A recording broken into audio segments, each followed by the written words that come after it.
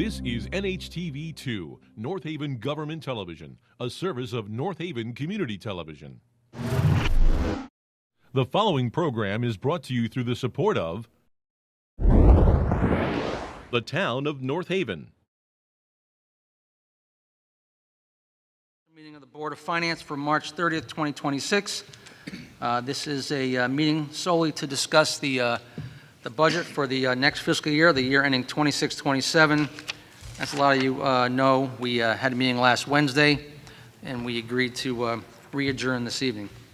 So what I'd like to do to start things off was just give the people in the audience a couple updates from last meeting. We have gotten a lot of letters. By my last count, I think we got something in the range of 30 additional letters that came in after our meeting of last Wednesday.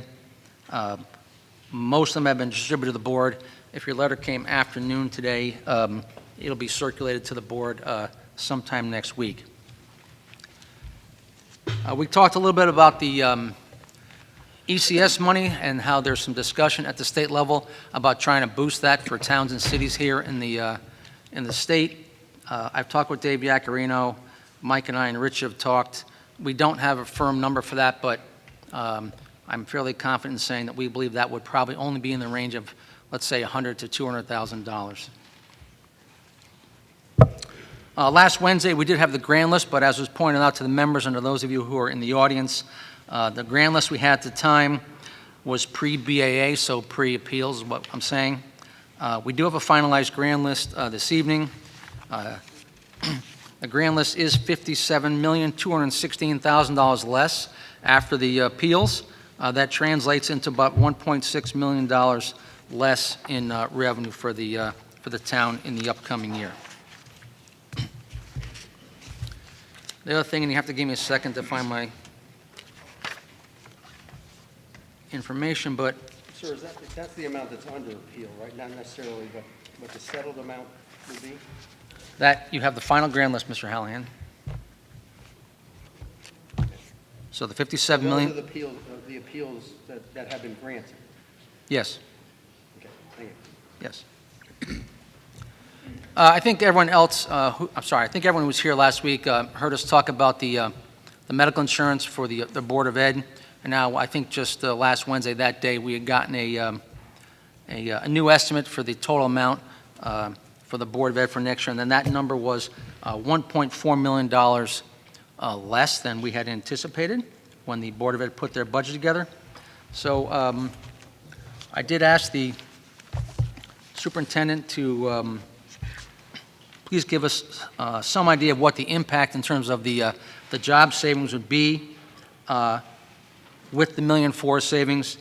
I'd like to just remind those of you who were here what it was last week, and I'll tell you what we believe it to be today. So back on March 3rd, we had gotten a letter. The letter talked about the potential cuts and the number of positions that might have to be eliminated were those cuts to go through. That was a total of 35 positions. It was 25 certified positions, 8 non-certified, 2 other individuals, and it was elimination of the world language program at the middle school. We now have a new letter, which we got just last week, which would be the elimination of 15 positions, 4 non-certified, and 2 individuals. Or in other words, 14 of the positions in the original letter would be saved, as would, I believe, the world language program, since it wasn't mentioned here in the letter we got last week. Having said that, I'm going to let Mike talk for just 1 second, please. Can I stand up? Okay. Yeah.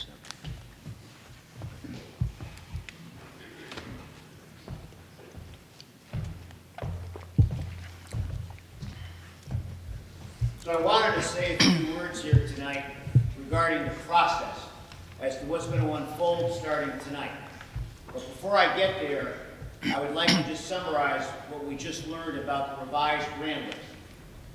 For those that have been part of the meetings, I have been saying all along that the grand list grew 2.7% and it yielded $3,300,000 in incremental revenue. versus what was a $10.6 million request and expenditure. So what Tim just summarized with the appeals, we lost $54,575,000 in terms of gross grand list, which equates to about 1.6 million less in revenue than what we had anticipated. So the net gain of the grand list went from 3.3 million in incremental revenue to 1.7 million. Hence, it reflects the loss of the appeals, the grand list, and the tax revenue associated with that. So that's where we are right now. So that brings us to tonight. So tonight is a special Board of Finance meeting. Public comment is after the meeting tonight. What happens here tonight in terms of what this Board of Finance finally concludes will be what will be memorialized in resolutions. And those resolutions will go to 2 additional meetings coming up. April 11th, 7 o'clock here at the high school, and May 13th. Those are the 2 meetings where the public can come back and then offer their opinions on whatever those resolutions are going to show tonight. And those resolutions will propose a mill rate and percentage of increases on the town side and the Board of Education side. In the end, it goes to the referendum in May. So I wanted to share this with you because we had public comment at the beginning last time, but it's a special meeting tonight, so we're doing the public comment like we normally would at the end. But that does not mean in the next 2 meetings coming up, May 13th, April 13th and April 11th and May 13th, those 2 meetings you'll have the opportunity to speak ahead of time in public comment. So tonight, this Board of Finance has some work to do to come up with what the proposal will be to go to the next 2 town meetings and then eventually to the referendum. Thank you. Thank you, Mike. And just a minor correction there. So the public hearing would be 2 weeks from tonight, which would be April 13th, and the May meeting will be on the 11th. Thank you. All right, Mr. Chairman, could I just make one comment based upon what Mr. Frieda just said? certainly. Thank you. So again, because this is a special Board of Finance meeting, it is considered a workshop or a working Board of Finance meeting. And we have on our agenda this evening, as an agenda item, the first one, in fact, finalize the fiscal year 26-27 budget. But as Mr. Frieda just told you, we are not finalizing the budget this evening. All we are doing is finalizing a recommendation that will be revealed to the public at the public hearing. There is still ample opportunity for public comment both this evening, excuse me, as well as at the public hearing. And so we will not be finalizing the budget until our May Board of Finance meeting. So I'd just like to make that important distinction. We are not finalizing the budget this evening. If you were told that we were, unfortunately, you were misinformed. So we are trying to put together a budget that we can produce a budget booklet that will be made available to the public 5 days before the public hearing, and then you can all review it and make your comments at the public hearing. Thank you for your time. Thank you, Nancy. So I'll move that we amend the agenda to strike the word finalize in lieu of the word recommend. Second, please. Second. All in favor? Aye. Any opposed? Thank you. Where is Tim? Down the end, sorry. You got that, Tim? Sorry, thank you. Okay. We'll have some deliberation, but Nancy, why don't we start with you? You did send around to the members some potential cuts, which I'm sure you'd like to discuss. Sure. And how would you like to work this, Mr. Chairman? Because we've also been presented with a slightly different set of declinations this evening that is different from what we received in our packet for the March 18th meeting. So do you want me to go through my list and then we'll review the changes on the declination sheet? Sure, go ahead. Okay. All right. So I provided the chair, and he then shared with the rest of the board some of my recommended changes. and they fall into three different categories. One are, I have 13 reductions in expenditures on the town side. I have 6 reductions in the capital budget and 3 increases in revenue. That's projected revenue. Because again, just so you all understand, if we can access realistically outside sources of revenue, that takes some of the weight off of the taxpayers. So it's not just about cutting expenditures. We also have to look at the other side of the ledger, which is the revenue. Okay, starting, I've organized this in descending order based upon the total savings due to this recommendation. The first being a position, one of several positions created for the town, which is in the Treasurer and Finance Office. It is a new position termed the Assistant Finance Director. I believe that this is a position that was originally, I believe, an office manager, and that position was eliminated, and now I think they're trying to create an Assistant Finance Director. I think that given the fact that we now, in the next year, will have Mr. Monaco as the Finance Director, in addition to a Comptroller, in addition to a Treasurer, HR personnel, and 5 bookkeepers, I think that this particular position that has a salary of over $131,000 plus another probably 25% for benefits may be redundant. So that's my recommendation, is to eliminate that proposed position.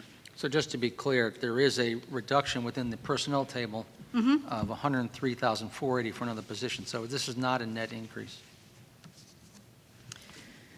So if we go to the employment table, It's on page 41. yeah.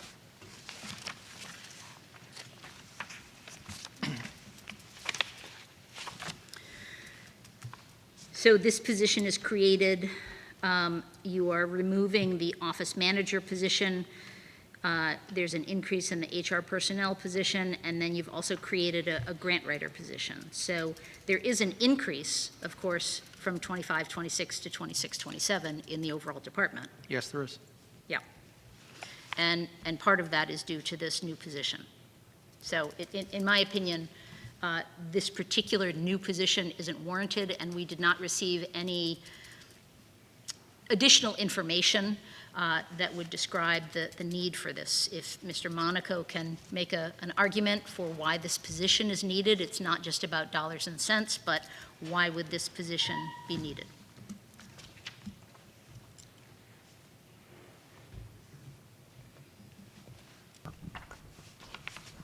You got to press the button here. You got to pull it out and press the button, Rich, there. Pull it all the way out, and there's a button there. Push it up. We can hear me? Yeah. Okay. In reality, there's 2 positions being eliminated. And if you're going to say there's a position being added, that means there's also 2 positions being eliminated. Basically, what the entire concept is, the existing controller will be moving to an assistant finance director's position. The office manager will be moved to controller, and the bookkeeper 1 position will not be filled. Overall, this department, year over year, just went up only 1%. Thank you, Rich. And the bookkeeper 1 will become, I assume, be one of the bookkeeper 2s, or just being No, the eliminated? bookkeeper 1 will not exist any longer. I see.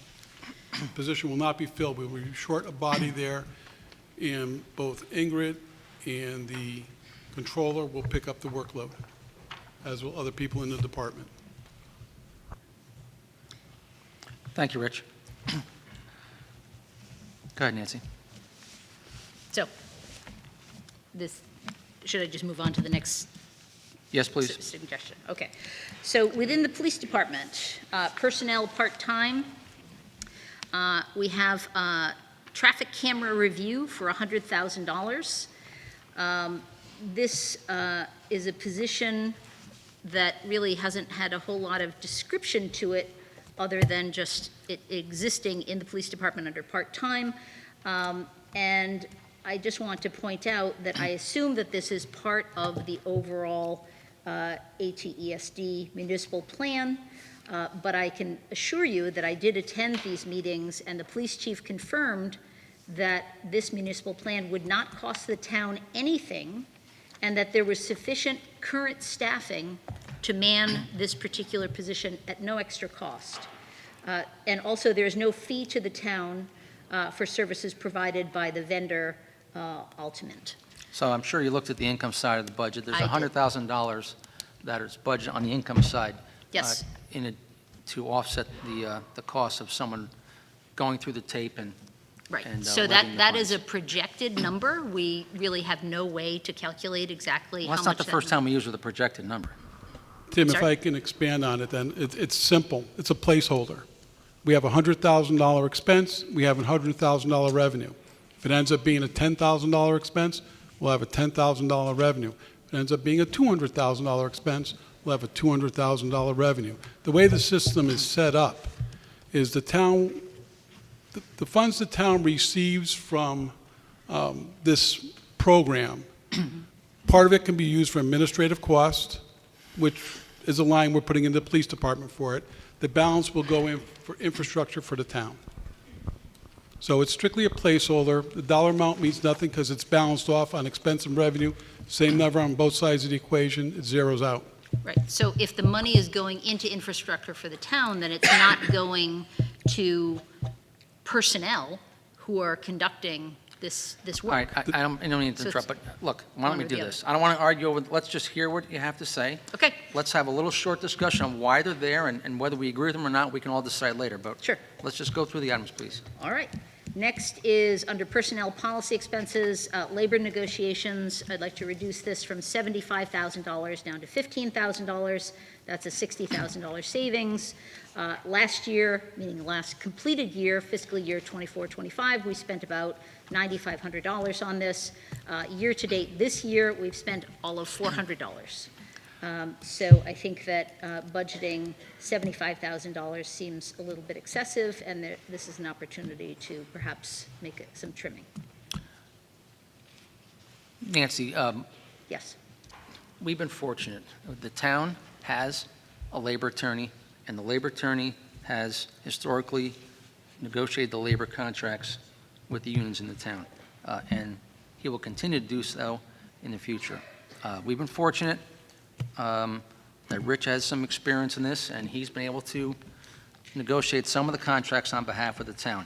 It's not something I believe, and he can expound, he'll be doing exclusively in the future. So we just happen to have someone who's got the skill set that can do this, but if you go back in time, this particular item was always there, and it was used to fund the costs of a labor attorney. right, but based upon our historical data, we haven't actually needed it. I hope Rich stays healthy then. I hope so, too. Okay, next Nan- position. Can I just give you the short story right now? Sure, I still do negotiate the labor contracts. I'll start Public Works actually next week.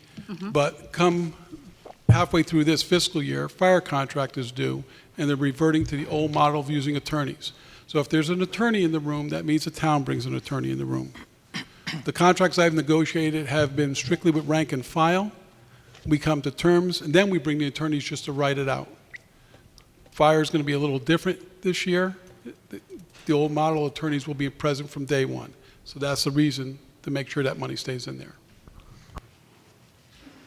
and how many contracts will need to be negotiated in this coming year? Fire, you mentioned. I'm negotiating Public Works starting this week, and then come December, January, fire needs to negotiate, and I believe that's the only contract that needs to be negotiated for that part of the year. Right, so that will be next year. Yeah, it'll end in June, so it needs to be, So June is I this don't year. believe in what was done in the past in contracts dragging on for 2 and 3 years. We negotiate the contract before it comes due and resolve it and move forward. Okay, my next recommendation is, once again, within police. This is personnel full-time. This is a placeholder referred to as recruit, replace, retiree.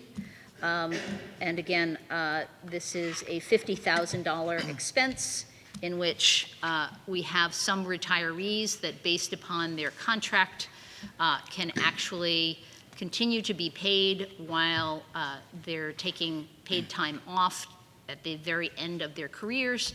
And so this money is suggested to be used to bring in new personnel and have them overlap. Unfortunately, this exact same concept is not being allowed with the fire department. So I didn't think that it was fair to be having the police have this option and not the fire department.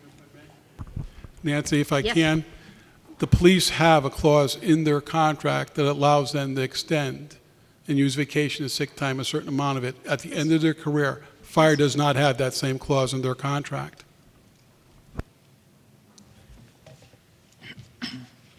And you negotiated that contract with the police? No, that was there before I started.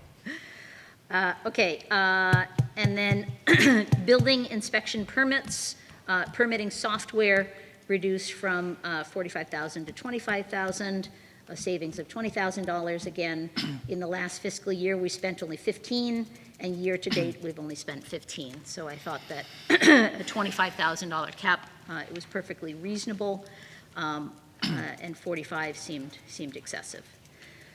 My next recommendation is under audit and internal audit. This is a fixed asset audit, which is a component of our auditing process. I recommend reducing that from $23,000 down to $7,000 for a savings of $16,000. Again, in the last completed fiscal year, we spent only about $3,200. And in fiscal year 25-26, we spent less than $900. So I think that it's perfectly reasonable to reduce that. Next is, I'm loath to cut the library at all. However, if you look at some of the historical data for the library and electricity, I think that we can actually make a slight reduction from $79,000 down to $64,000 for a savings of $15,000. Again, in 24-25, we only spent $58,000. Thus far this year, or at least through February, we've only spent about $39,000. Next, in parks or Division of Public Works, maintenance of vehicle equipment. I think based upon historical data, we can reduce that about $11,000, again, based upon last completed year, as well as year-to-date spending, knowing fully well that we could actually ramp up spending in the spring. Central Supply Services, there's a new position referred to as Facility Manager. And again, it seems like there's only one person in that whole department, so I don't really understand why we need to pay an additional lump sum amount of $7,700 on top of the salary amount. And perhaps we could defer this to another year. Central Supply Services, postage, I think we could further reduce that from $45,000 down to $37,500 for a saving of $7,500. Again, based upon historical data that we've spent less than that in the past. Next is under maintenance, overtime, reduce that from $12,300 to $5,300 for a savings of $7,000. Last year, we spent less than $3,000, and thus far this year, we've only spent $20. Tax collector, office supplies and equipment reduced from $7,500 to $2,500 for a savings of $5,000. Last year, we only spent $2,400, and year-to-date, we've only spent $172. And last but not least, in town expenditures, central facilities, we have an alarm lease expenditure that I'd like to reduce from $14,000 to $10,000 for a very small amount of just a $4,000 savings, but every little bit counts. And so that's it for the town budget. Should I continue on to capital? Any of the members have? Point of information, I promise it's to your benefit, Nancy. Could you speak directly into the microphone? Oh, Could you look into the of course, I'm paper? terribly You're sorry. very muffled in that for everyone there. I hear Rich, you sound fabulous. Could you speak directly Sure. into that microphone? But it's very My muffled. apologies. I'd be happy to. Mr. Chairman, how would you like me to proceed? 1 second, please.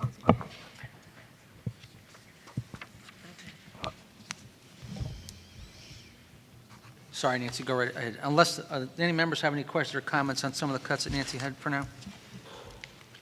If not, Nancy, why don't you go on to the, I guess it's the capital, right? Or the Board of Ed, sorry. Again, my comment regarding the Board of Ed budget is no further changes beyond the request made by the Board of Finance Chair to reduce to $72,160,386, which is compatible with a 5.35% increase over the current fiscal year. Is your microphone on, Nancy? It is. I'll hold it even closer. So my recommendation for the Board of Education budget is that no further changes. Again, this is relative to the list of declinations that have been provided to me at the 3/18 meeting by my colleagues. I have no further changes beyond the chair's recommended or requested reduction down to a 5.4% increase, which lands the Board of Ed at an additional $3.6 million over the current fiscal year. Capital budget. I have 6 items. Capital Police. I think that we can reduce the total number of cruisers that are purchased from 4 down to 2 new police cruisers. That's a reduction from $200,000 down to $100,000, or a savings of $100,000. Last fiscal year, we spent $80,000. This year, we budgeted $150,000. Adding 2 police cars is consistent with what we've done in the past of either 2 or 3 cruisers. And then consistent with that same recommendation is, of course, the emergency light bar and siren packages that goes with the cruisers, reducing from 4 to 2, and that's a savings of $80,000. Under Public Works, the Plan of Conservation and Development, I'm recommending that we reduce this from $150,000 down to $120,000, which still seems very high to me, but I happened to do a little bit of research on this, and I found out that our previous North Haven Plan of Conservation and Development went from 2017 to 2027, so it's not complete yet. And the Connecticut POCD consultant bids have been capped by many municipalities at $120,000 for a full update, including robust community engagement, which of course is something that we all want. So Nancy, on that item, Yes. so I'm sorry, POCD is what? Plan of Conservation and Okay, Development. sorry. Sure. And so, who has capped it, please? So in researching this, I found that several other Connecticut municipalities, when they put out their bids, they have capped the bid at $120,000. And so I think that that's a very reasonable number to be shooting for. And again, I don't believe that we've put this out to bid yet. So I think that is something that is up to our discretion. The next point that I'd like to make is under Capital Building Department. So there was a request for a building department microfiche machine, and I think that if needed, we could certainly utilize the one that I believe the library has, so that would be a savings of $12,000. So just for the record, they meant the New Haven Library when they said that in our workshop. Are you sure that we don't have one in our North Haven library? Okay. Well, again, if we go with the scanning machine that they're recommending, perhaps we can utilize that instead and scan some of the documents that are on the microfiche at this point. Do we have hard copies of them, or are they only on microfiche? And the New Haven machine has been out of service. Is that on, Bob? Oh, that's not on. Scanning is totally different than the microfiche. Actually, building went to New Haven today because I had to look up something on that old system. Was the machine working? Because We don't have a machine. no, at New Haven. I don't know. He went there today, I know that much. Under capital finance, there's a line item referred to as Reval 2024. which I think we can reduce from $20,000 to $10,000. Well, just so you know, I mean, that line's been in here as long as I've been sitting on this board. We basically amortize the cost of our reval every year until, for 5 years, obviously, until the reval occurs, and then we have the money available. And So my- where does that money go? It's held in a GL within the finance department, so when we have to pay for the reval, the money's there. As opposed to just being in the budget and it's utilized as It is an in the budget. underexpended fund or a transfer It's at in the the end of budget. the year? No, I know it's in the budget. Yeah. But if it's not utilized in the given year, not spent, then it could be transferred to cover other costs. Admittedly, but that just means we'd have a big jump in the reval costs in the reval years. Yeah, I don't know why it's called Reval 2024, but in any case. Capital information technology, I understand that this is a very important topic given cybersecurity in our town, but I do think that there is an opportunity to reduce this by $10,000. Last completed fiscal year, we spent $65,000, and this year we've budgeted $85,000, and that was a 31% jump. So I think that having another big jump from 85 up to $100,000 seems like a lot, but I think that's, Can I just jump in on that? please, yes. Need the microphone. Sure.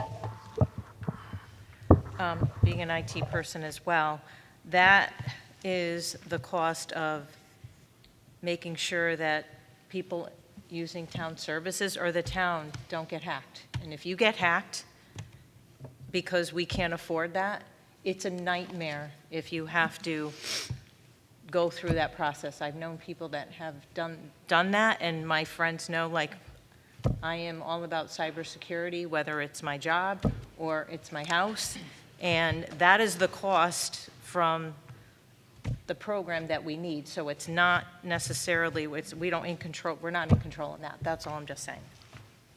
No, I completely agree that cybersecurity is very important. I just don't have a sense whether this is something where we have an actual bill for $100,000, or it's a guesstimate of what some of these contracts will Well, my cost. guess is that the IT person did go to whatever the vendor and got that estimate. Okay, and then those are my expenditure reductions. I have 3 revenue increases. The first I did mention at our March 18th meeting, and that is under Town Revenue General.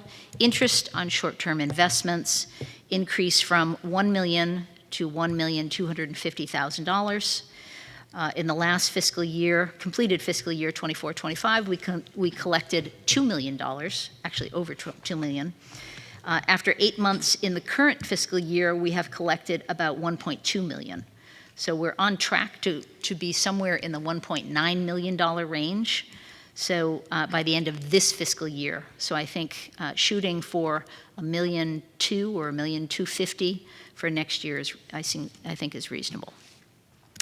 Second, under tax collector tax revenue, interest and liens increased from $600,000 to $700,000 for an increase of $100,000 in revenue.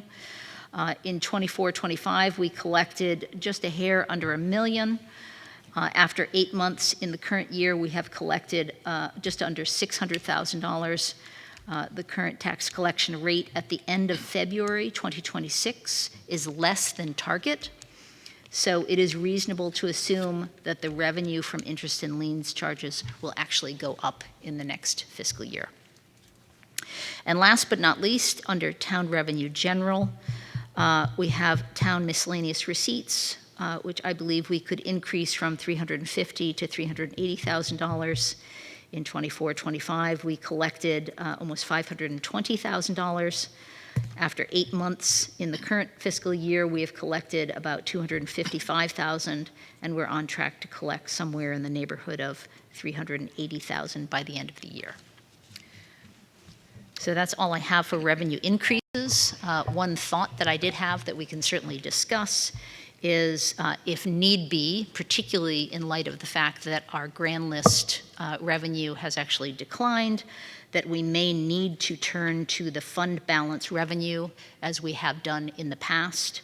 And so I would like to at least put out a suggestion for the board's consideration of perhaps putting in $200,000 in fund balance transfer as part of our source of revenue to fund our proposed budget.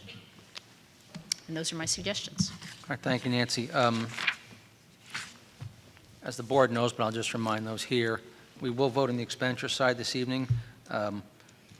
We do talk about the revenues. There's some information we have on the revenues. You already heard us talk about the grand list. There may be some room here, Nancy, to adjust some of these. I will say that on the miscellaneous receipts, although your increase is relatively modest, I believe in the most current year, the reason we're up is that we had quite a bit of blight claims. In fact, we had one claim alone that was in the six-figure range that we collected. So don't know that we're going to get to that point in the coming year. And as we all know on the board, there are a couple other line items within the budget, town clerk fees, fire fees, that we've been missing on quite a bit that are probably going to need to be reduced. So there might be some offsets here when we eventually do get to that side of the budget. So blight has been 2 years in a row, large amounts? I don't know, 2 years ago, I was referring to just the current. Okay, so Actually, in last. 24, 25, we collected. I have, since the last couple of years, I've been pushing blight, those fines, that's where that revenue came from. All right, thank you, Nancy. Mr. Hallahan, do you have something you'd like to say?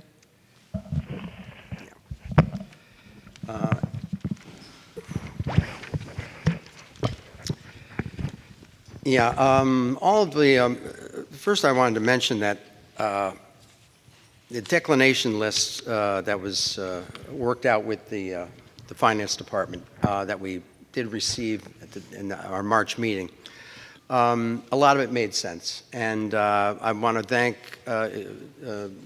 both the Finance Department and the department heads that came to some agreement on how we could have a more responsible budget that would limit the or reduce the increases that we're going to be facing this year. On the with respect to the grand list, the grand list is unfortunately when it comes to a lot of our categories here, it seemed a little bit flat, a little stagnant. The residential went up 0.1%. The commercial went down 0.5%. And the industrial went down 0.9%. Personal property is up 8.5%. That's an additional $49 million there. And the motor vehicles up over 5%. That's an additional $14 million there. The Amazon phase-in credit they were getting has ended, and that brings us an additional $11 million of grand list of property value. And so with all the exemptions and credits and appeals, the grand list did go up $113 million, and that's 1.3%. So not as much as we had hoped, but Mr. Frieda, please don't quit your day job, and let's keep the ball rolling. But now Mike, it's just yes. before we move off, did you say 113 million? 113 million on the grand list. On oh no, that's. Looks to me like it went up. Oh no, I'm sorry. So 56 million. 56 million. Right. Yes, that I was working off the Yep. pre-appeals. 57 million. Thank you very much for that correction. So some of our our larger departments in town always require a good look here and there. And all the presentations made during the workshops were impressive. I did want to give a nod, a little respect to the fire chief's presentation. He's warning us, he's warning the town that due to manpower issues and economic growth, that it's hard to ignore or postpone the needs, the current and future needs of the fire department to adequately fulfill their mission. And because of that, to reflect that, in speaking with some of the other, some other people in town, including some people at Town Hall, it is acknowledged that down the road we are, and even into this present day, some additional personnel is necessary to fulfill their obligations and their mission. So with that in mind, I would like to make I'm not sure you'll allow it, a motion to amend the personnel table here. Right now, there is a line in there, recruits to replace retiree of 2 with a zero budget allocation because it is to replace others in the future, but it's allowing the chief to make a hire.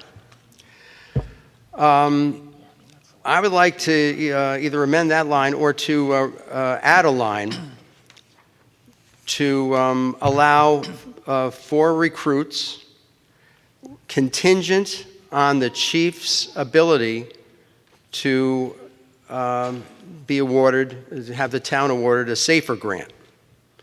So there would be 0 impact on this year's budget. And the cost of those additional firefighters would increase by approximately 25% per year until they're fully funded in year 4. And this allows the chief to make that application. I know that the chief came and asked us, or asked the first selectman, if he could go out and apply for a SAFER grant. But until this employment table gets changed, it seems like he can't make that application for positions that do not exist. So the request, the motion I'm making is to amend the employment table to include 4 new firefighters if awarded the SAFER grant. Would you like to comment on this? Well, you need a second. I do need a second. And if there is no second, I then... will second simply for the purpose of discussion. I would have seconded. I was just going to make him sweat.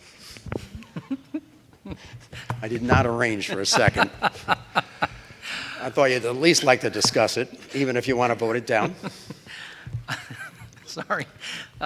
We have a second, so it's open for discussion.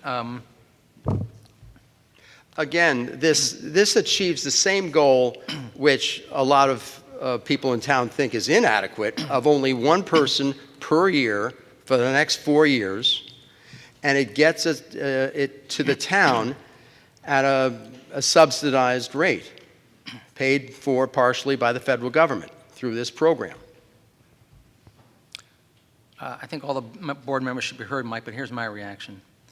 My reaction is, and this is obviously a topic that's come up numerous times, and there's been a lot of people in town who've supported this, but the appropriate way to add, call it 4 firefighters, is for the chief or the fire board to come before this board and explain to us the dollars and cents, the mechanics of how it's going to work, what the short-term and long-term cost is to the town of North Haven. I don't want to, we don't give blank checks, and I don't mean to say they'd spend the money irresponsibly, but I don't want to put in the budget personally, and again, the other members will have a say here, 4 positions that we know nothing about, we don't know the cost of it, and we know that, listen, we did this before, right? We had a presentation on SAFER, and we added firefighters based on that presentation many years ago, right? To me, that's the appropriate way for this board to handle a request of that nature. And I invite the other board members to please comment. Yeah, I agree, Tim. I would like to see the cost.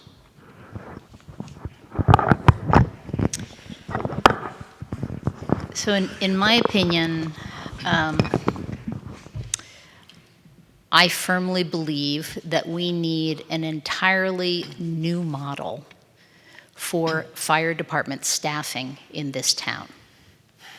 And I'm not saying that because I think it should be 0, but I think that it is, for those who may not understand, there are 4 shifts for the fire department. So, for example, if we wanted to activate a new fire engine, which requires 3 firefighters per shift, times 4, that means we would have to hire 12 firefighters in order to activate 1 engine. That's 1 extra apparatus that would cover all 4 shifts. And I just don't think that that particular model meets the demand of this community. So in this proposed budget, we have 3 new fire apparatus. We have 2 engines and 1 combination engine ladder truck, which is called a Quint. It represents a pretty good chunk of our capital budget. We've received numerous letters from folks saying, I would support adding 1 more firefighter if it meant improving the safety of our community.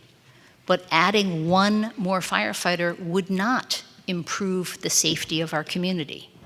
It would not activate another vehicle. It would simply be another person in the rotation that would be available for substitutions. And I think the chief, if we added 2, could then have 11 firefighters per shift. But again, even to Mr. Hallahan's point, even if we added 4, what would that actually do for our community across 4 shifts? I think that, as I mentioned, we need to look at the demand from our community, and according to the fire chief's data that he presented to us, about 75% of all calls that are made, 911 calls for the fire department, are actually medical in nature. Now, a chunk of those are responded to previously by Nelson, now by Yale or Y Access, their new ambulance service.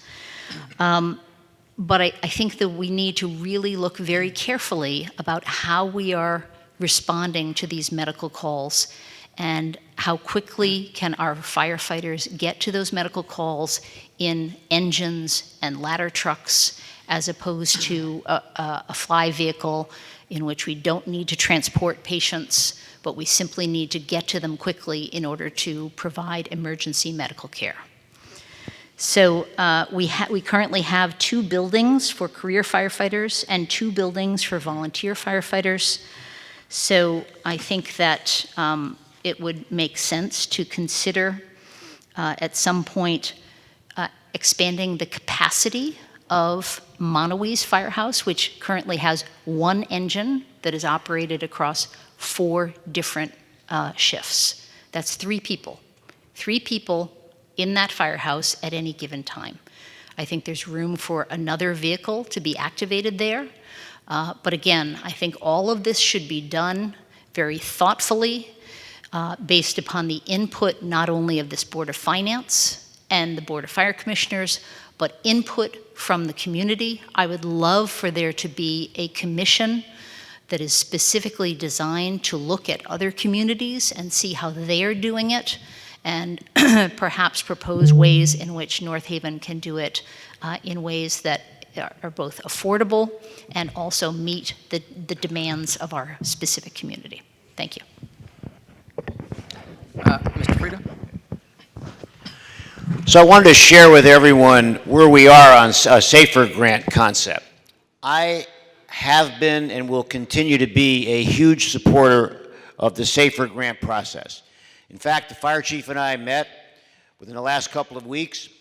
I shared with him a speech I gave at a 3rd Congressional District Mayor's meeting, 23 mayors and first selectmen from all over the 3rd Congressional District, and I asked some specific questions to the people who were there from Washington.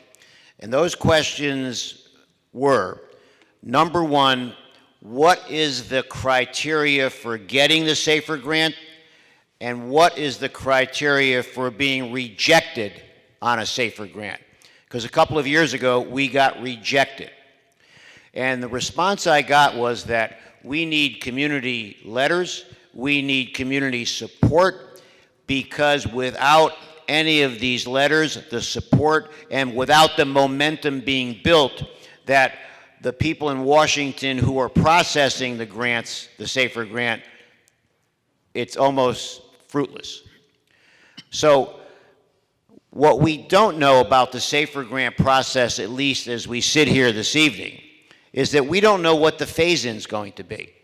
To put 4 firefighters in the budget without understanding what the phase-in process would be. Is it 25% a year over 4 years? Is it 33% over 3 years? It's almost, to me, irrelevant, because if the SAFER grant gets accepted, we can still execute the SAFER grant. So I'm not sure what the value is of putting the 4 firefighters in there, because it doesn't mean anything to the people in Washington. What means something to the people in Washington that are going to approve this grant is the letters, the support, the state legislation, or the state legislators, our legislators who are representing us, Mike Frieda putting a letter together, talking about the need. That's what's more important. There's no importance to the people in Washington for putting 4 firefighters in, and from a Board of Finance perspective, we wouldn't know what to put it in for, because we don't know what the phase-in rates are. So I want to be clear on this. The town, this administration, will continue to support the SAFER grant process, but we have to do it to maximize the effectiveness of getting it accepted. Putting 4 firefighters in this budget means nothing. It has no bearing on the process in Washington. I can make an argument that it would hurt us, because it's presumptuous. So we should stay with the process and do what the federal government has said to myself and the fire chief in terms of how to get this done. Thank you.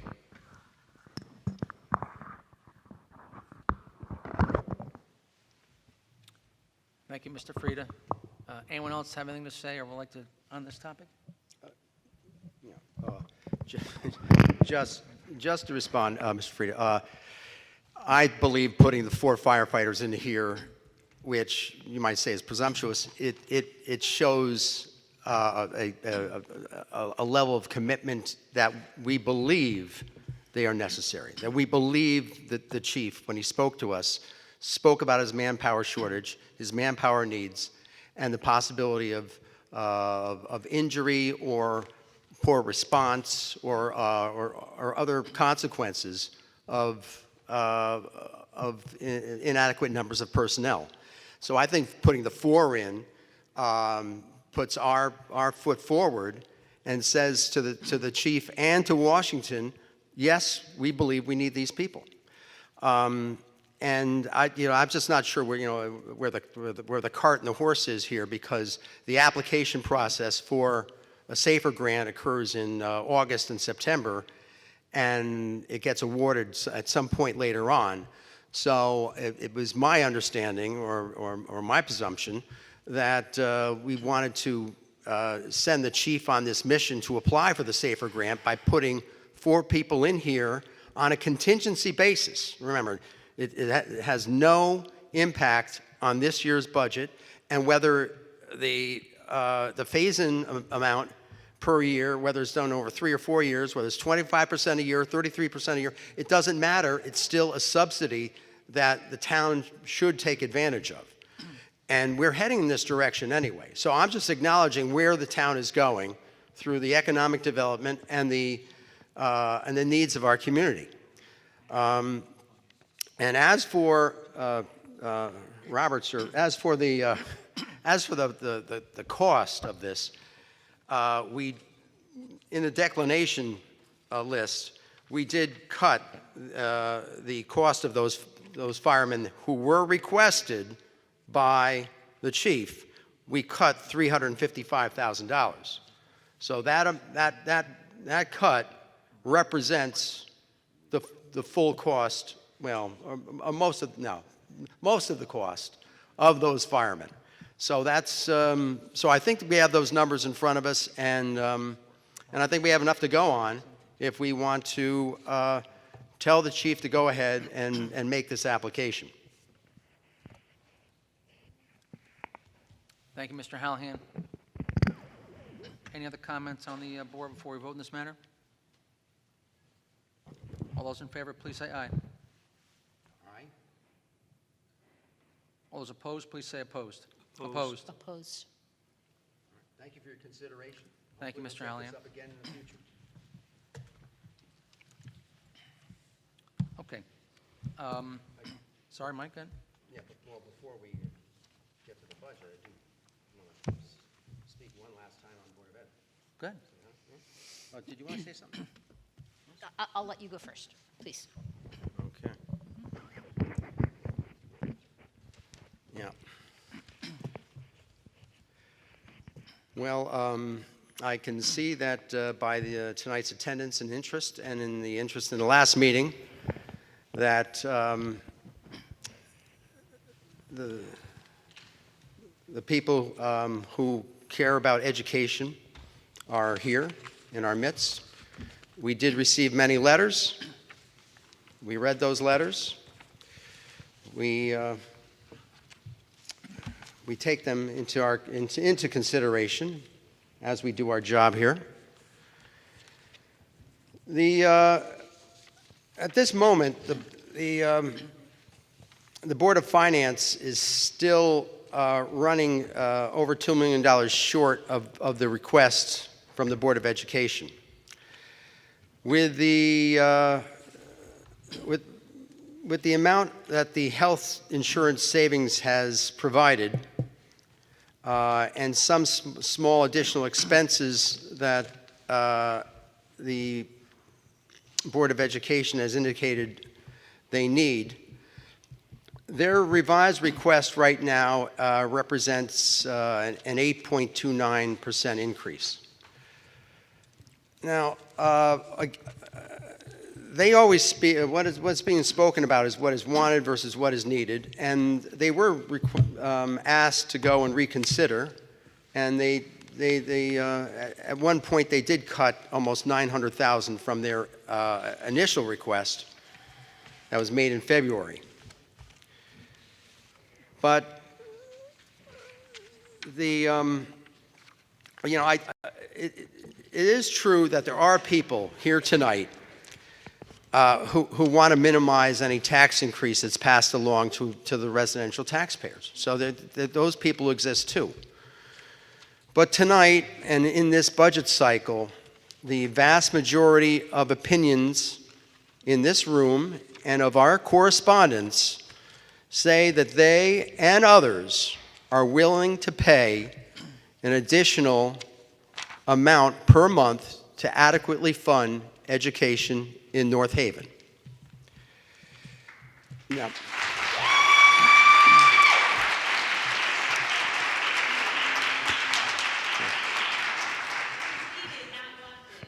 Thank you. All right, very good.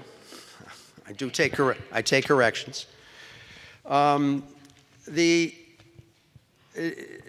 It is true that right now we have a 1.45 mill rate increase built into this year's proposal right now if education was not given another dollar beyond the request granted by the Board of Finance. And that does represent an additional $400 per year for the average homeowner. But to fully fund this education request right now, to fully fund what is being asked for, would translate to another 0.47 mils, or 0.47 of a mil, and to the average taxpayer, that would be another $130 per year, or some people call it $11 per month. Mike, could you give me that math again, please? Yeah. That is the 0.47 mils. No, I want you to start at the beginning. How much of an increase are you suggesting? I'm suggesting that the shortfall right now of what they requested versus what is being proposed here by the Board of Finance, the shortfall is approximately $2 million. And $2 million is just a little less than half a mil. So Is that correct? I want to make sure I get your math. So what's the overall increase you're talking about?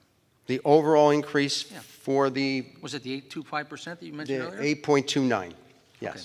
How many mills is that?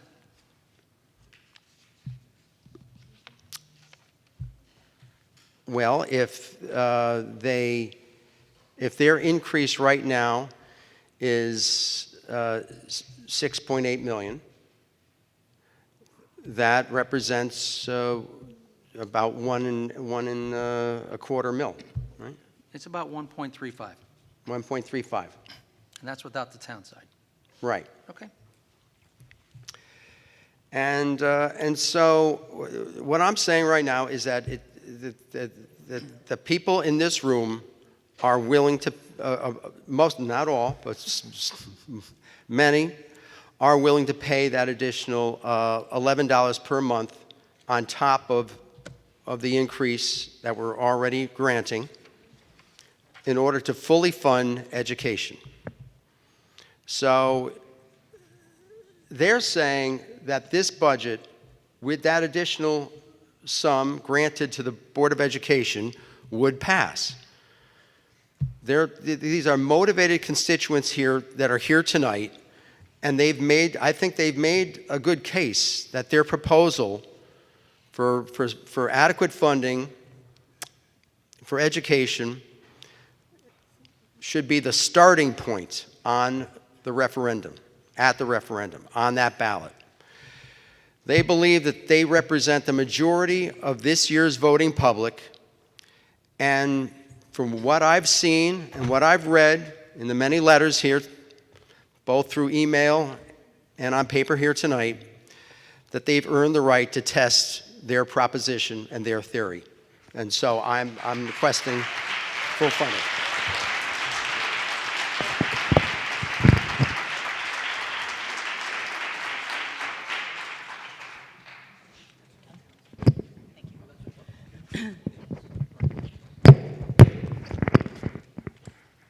Tim, may I speak? Go right ahead, Nancy. Thank you very much. So I think it's really important that everyone understands some of the behind-the-scenes negotiations and discussions that have taken place. So I'm going to take you through the timeline. So Nancy, I don't mean to interrupt, but we still have Mike's motion table, which if you're talking about his motion, please go ahead. But if you're talking about something else, I wanted to... It's related to we are. this, and I Good. think it's I'm important sorry, we for already people to disposed of this motion understand, anyways. including the board members, to understand the context here. Your motion's over. So in the current fiscal year, the Board of Education has a budget of $68.5 million.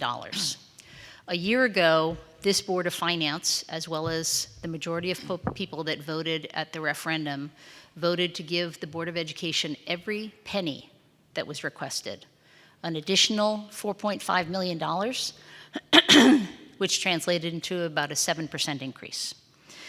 Now, at their budget workshop this year, that was on January 31st, the Board of Education and the superintendent made a request for a $76.1 million budget, which represented an 11.14% increase. In the very beginning of March, on March 3rd, actually it was March 1st or so, our Director of Finance, Mr. Monaco, sent a request to the Board of Ed chair to reduce the increase to the Board of Ed budget from 11.14% down to 5.3%. In response, the Board of Education met, and their response was to reduce their budget from 11.14 down to a 9.95% increase. So that's a savings of about $800,000. Now, not too long ago, we discovered, as was mentioned, this $1.4 million lower projected medical and dental expense. Now, if the 9.95% Board of Ed request was properly reduced by this $1.4 million, then the request should have gone down to about $73.9 million, and that's a 7.9% increase. But they didn't do that. Instead, after a second round of requests from our Board of Finance chair, once again asking for a 5.35% increase, and including this $1.4 million expense reduction. Instead, the Board of Education said, we're sticking with our 9.95%. We'll acknowledge the $1.4 million lower projected expense, but they won't reduce their request. Instead, they cited about $276,000 in new expenses. Now that $276,000 out of the total budget of $75 million is about 0.4%. So if you take the Board of Ed's request of $75.3 million, which represents an extra $6.8 million for next year, and a 9.95% increase, and you account for this additional reduction in their expenses, then their net usable cash flow is not $6.8 million, it's really $8.2 million. $8.2 million of net affected cash flow. And so that really translates into an effective increase of about 11.99%. All right, I know those are a lot of numbers, but I would challenge you to give me a list of towns in the state of Connecticut in which any municipality has approved a 12% increase in the Board of Ed budget. So this is the history of the back and forth. We started pretty far apart. I think we've gotten a lot closer because if you simply take the 5.35% increase that the chair has recommended and you account for this additional $1.4 million reduction, we get a lot closer. We're at 7.4%. That's a lot closer. But I think that if we're still going to be digging our heels in with this 9.95% and not accounting for any expenditure reductions, then that becomes a very difficult negotiating position to be in.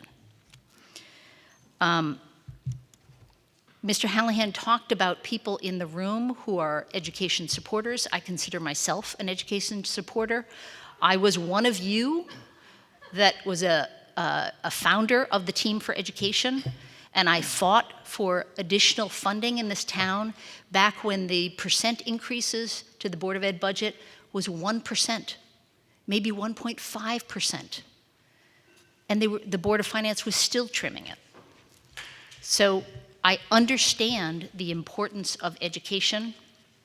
I understand exactly why you're fighting, but I also have looked at the data in the last few years, and we've alternated between the Board of Ed gets every penny one year, and then there's a reduction the next year, the reduction to the increase. And in those years in which there have been reductions to the increase, the superintendent has stood up at that very podium and said, we can absorb this reduction without any negative impact to the students, teachers, staff, or educational opportunities.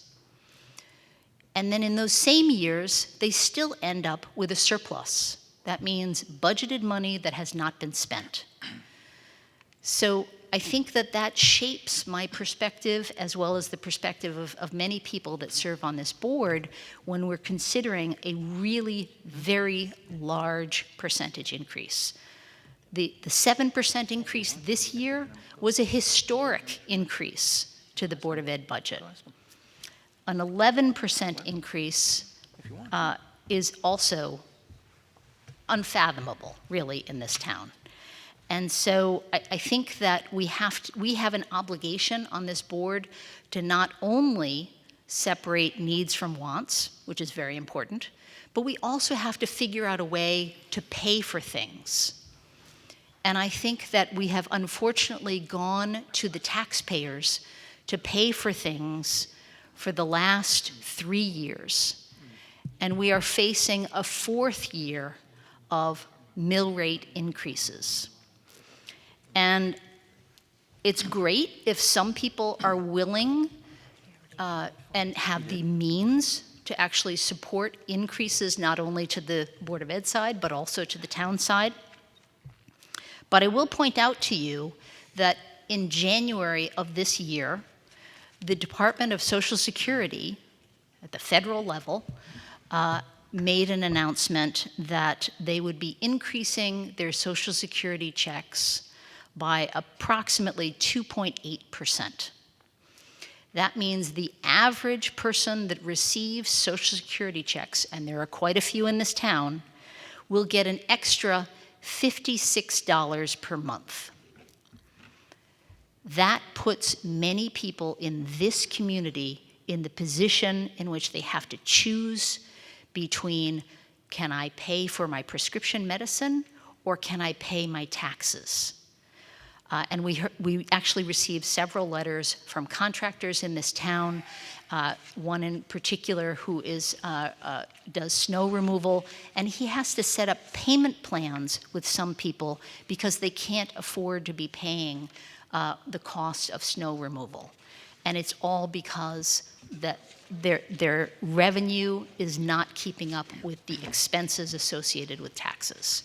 So we on this board have an obligation to listen to everyone, but also we have the obligation to represent everyone in this town. Thank you.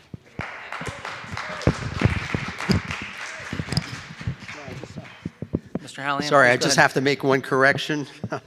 The amount that the Board of Finance is granting as an increase to the Board of Education right now is $3.66 million, and that represents 0.93 mils. So I'm sorry, the 6.8 million is what they actually requested after their initial reduction, when it went to 9.95%, and now, again, with the changes in health insurance and some other expenses, they're at 8.29%. We're still a $2 million gap, but between now and May, maybe we can close it a little. I'm asking that it be fully closed, that we be fully fund education. Thank you, Mike.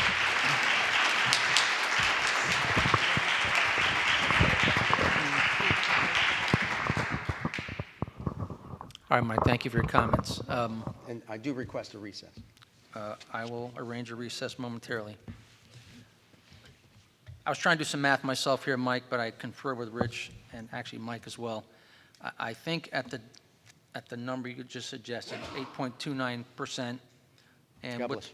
excuse me, Yes, go on. and with the cuts that are being discussed here on the town side, that will be about a 1.92 or 95 increase in the mill rate. Just for information. Well, if it's point, if it's .93 right now, and that would add .47, we'll check the math. We'll check the math at recess. Don't forget the grand list went down, Okay. but, from last week. It went up overall, but just Yes. barely. But it went down from last week, right? Okay. Okay. Oh, well, yeah, you're saying that the overall increase in the mill rate for town and education. Yes, I was referring Okay, to, I'm yes. sorry. Yeah, I was referring to both, yes. Trying to get Right, the Board of Ed impact. yeah. Okay. Mr. Chairman, could I have an explanation as to how you reached this 8.29%? How, I did, how what, I did? he came up with 8.29. Yeah. Yes.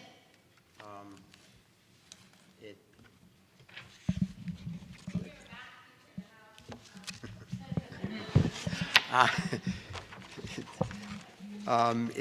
It's based on the 995 increase, all right?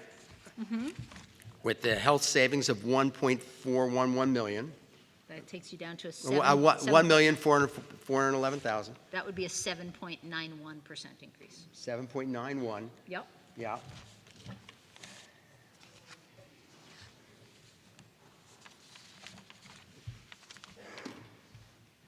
And then you added the expenses? I did, because they indicated that there would be some additional expenses that they would need funding for. In the workman's compensation line of $211,000, unemployment, $50,000, and life insurance, the life insurance expense of $15,000. So I added those in. I see. I do read the letters they sent us, you know. Yes, I read it too. I just. Just before we recess, people want to know why I was You running, gotta people want to know why I was going to Rich. So there was a suggestion that I thought of, another way to decrease some expenses was to cut a couple of the concerts on the green, and, which they already accounted for that in the calendar. We get a nice, really calendar from the selectman's office. There's another thing that I thought we would be able to cut the calendar. But they already accounted for a couple concerts on the green, and I don't know, they can look into the calendar. So I just wanted you to know why I was walking over there. The calendar acts as our town report. Well- You need a town report. Well, Is that we a don't, calendar? well, we have a nice fancy calendar with nice pictures. All right, thank you, Diane. Any other comments by the board members before we take a brief recess? It's about 23 after. How much time do the members think they need? Quarter of, maybe? I do have one quick question. Sure. In the Board of Ed request, their initial request, they asked for 5 new teaching positions and 4 new coaches. In their list of reductions, are those positions included in those reductions or not? I would assume so, but I'd have to defer to the Board of Ed. Maybe one of the Board of Ed members could. Because if that were the case, then 5 of those original 15 positions, or even 5 of the 10, would not All be right. contributing to, Ron, okay, so the question is, there were some positions added to the Board of Ed budget in the original budget, and the question is, with the reduction we've been talking about, were they starting with the new positions and then reducing them down?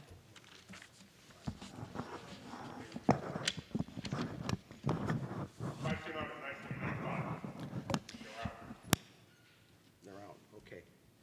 When they cut the budget from 1111 to 995. Right, so you cut out those ads, if you will, right? And then the positions I mentioned earlier in tonight's discussion would still be, unfortunately, people who might lose their positions, correct? Correct. Okay. Nancy, does that answer your question? so then, of the 15 certified positions, 5 of them would be the 5 new. No, that's not what he's saying. So that's in addition to that, I see. That list you have, Yes, that second letter, yes. those are the positions that will be on.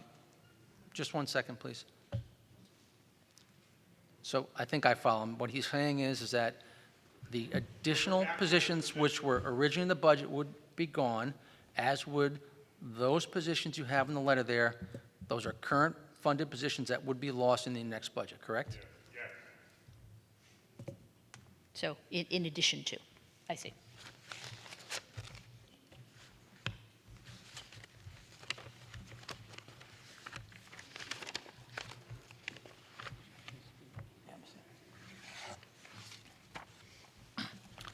All right, I'm going to paraphrase part of the letter because I think we get the relevant part we can get to with the piece in the middle. So this is a letter that was directed to the members of the North Haven Board of Finance. It was sent by Mr. Bathrick on behalf of the North Haven Board of Ed. I'll just read the piece in the middle if that's okay with the people in attendance. After sending the board's initial communication on March 3rd of 2026, additional costs have been identified which impact the 26-27 budget. These costs are listed below. Required additional increase per the actuaries to the workman's compensation line of $211,000. An additional increase to account for unemployment due to the projected reduction in force, $50,000. Adjustment to life insurance due to updated estimates from our actuaries, $15,000. So if I could pause there for a second. These are additional costs which have been identified since last Wednesday's meeting to today's meeting. The letter goes on to say, a reduction of 5.35% while accounting for the $1,400,000 reduction to the medical dental insurance would require a projected elimination of 15 certified positions, and this includes content area coordinators and additional certified staff, the elimination of 4 non-certified positions, and the elimination of the athletic director position.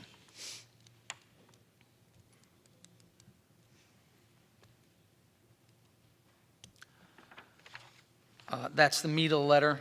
It does go on to talk about the fact that the majority of the proposed increase is driven by contractual salary obligations, and as we've talked about quite a bit, the significant increases in medical and dental insurance costs. Thank you, Bob. All right, anything else from the members before we take a brief recess? Quarter of still enough, or do you need 10 of? Let's say 10 of. 10. All right. So I move that we make a brief recess until 10 minutes to 9. Sorry, that's 8. 10 minutes to 8. Second. And all those in favor? Aye. Thank you. Going to reopen the meeting after our caucus.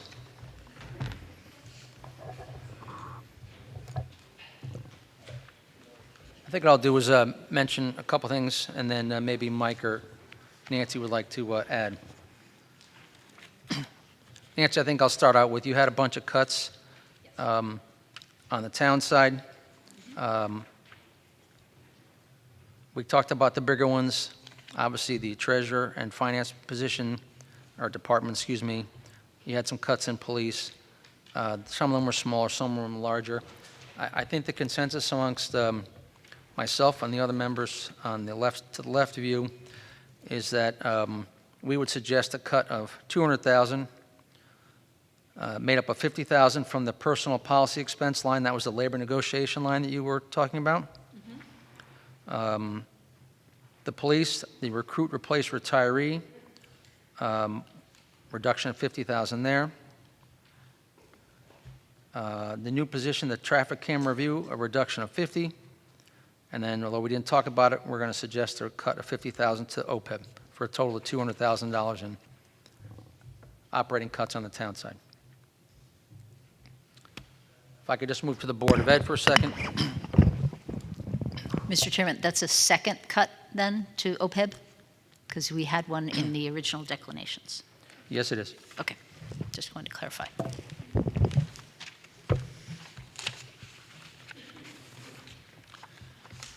I'm just going to repeat, I think, what was said earlier, but I just want to make sure everyone fully understands. So the cut to the medical expense, not the cut, sorry, the reduction in the expected cost of medical expense for the Board of Ed for next year, which was $1.4 million, will be reallocated by the Board of Ed to save approximately 14 positions, which, at least as of last Wednesday, would have potentially been cut. So that reduction will meaningfully save a number of jobs. We we've heard the members talk, we've heard the residents here, who spoke long and passionately last Wednesday about the Board of Ed, and I think we've been talking about a 5.35% overall number. The suggestion is to restore approximately $700,000 to get the Board of Ed to 6.35%. They, of course, will have the discretion to spend those dollars as they see best, but based on the conversation so far, my guess is they will use those dollars to further reduce the need to eliminate some staff. So that is the proposal, but Mike, Nancy, please feel free to speak. Yeah. Although the $700,000 does not completely bridge the gap, we'll continue to fight for what we believe is right. I want to thank the chairman and the other members of this board for reconsidering and throwing some additional money where it's needed to keep the quality of education in this town alive. Thank you. Do any other members wish to speak before we move to a resolution? So just to clarify, you're reducing the Board of Ed listed expenditures by $1.4 million and still giving them 6.35%. Is that correct? Is that the proposal? I guess the way I would phrase the answer is we're suggesting a 6.35% increase over the prior year's budget. But it recognizes that their expenditures will go down by $1.4 million. So effectively, Their expenditures it's aren't higher going, than that. No, their expenditures aren't going down. This is just simply a line item that is being reduced. reduced and reallocated to different areas of the budget.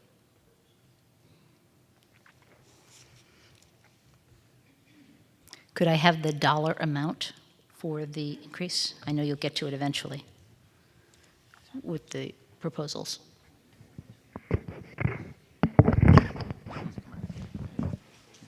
I'm sorry, Nancy, what was your question, please? Could you please give me the dollar amount associated with the 6.35% increase to the Board of Ed budget? Yes, I can. Thank you.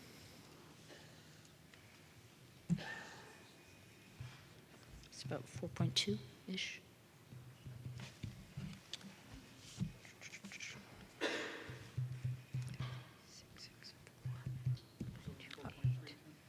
I got $3,989,000.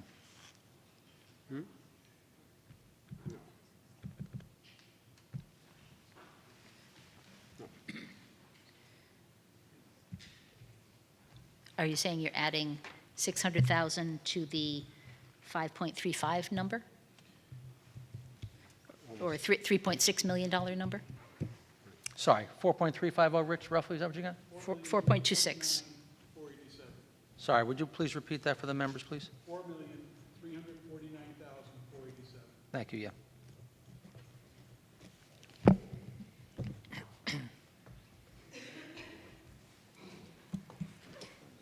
And you got that number by adding 600,000 to, About 685,000. okay, so not 600, 685. Got it. About that. Okay.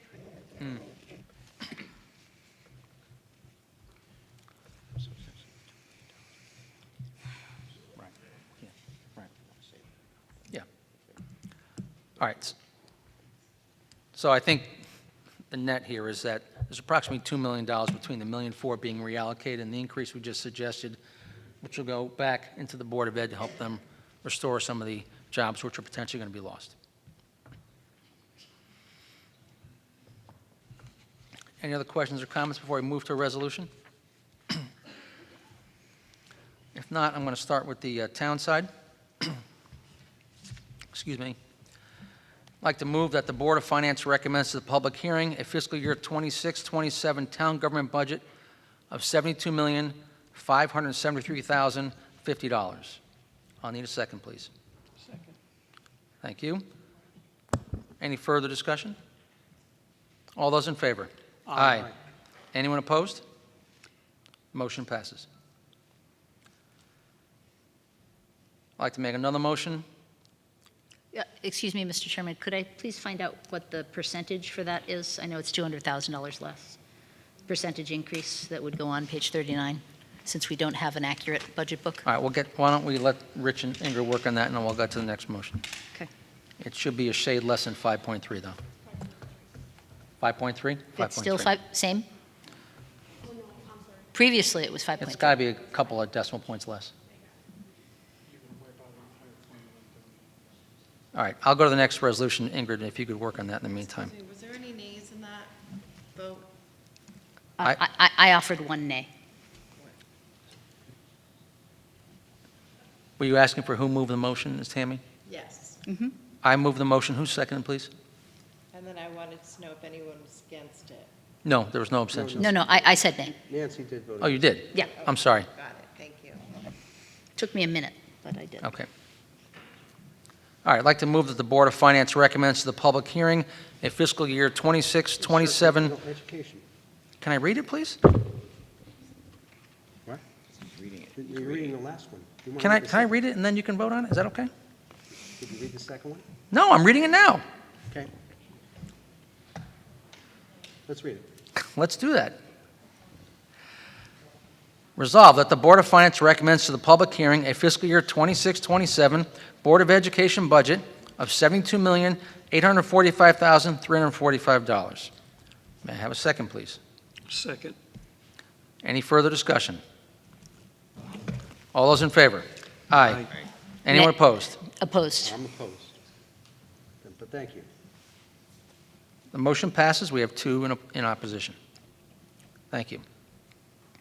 Final resolution, that a fiscal year 2026-2027 budget recommendation of $145,418,395 be presented to the public hearing to be held on Monday, April 13, 2026, with the town government budget to be presented first beginning at 7 p.m., followed by the Board of Education budget to begin no later than 8 p.m., with general discussion to follow as warranted.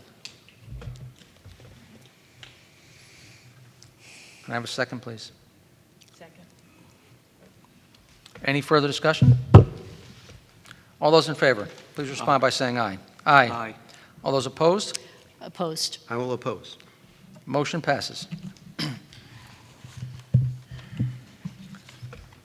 There being no further business for the committee, I would accept a motion to adjourn. Oh, excuse me, my mistake. Public comment, my apologies. As usual, please come to the microphone in front. Please state your name and please give your address. Thank you. Nancy, to answer your question, I've been told the increase is 5.01% on the town side. And the Board of Ed? 6.35. 6.35. Thank you. Go ahead, ma'am. Yeah. Can I take it down? Let's see what happens. I feel like I'm at a wedding. Krista Kaplan, Governor's Drive.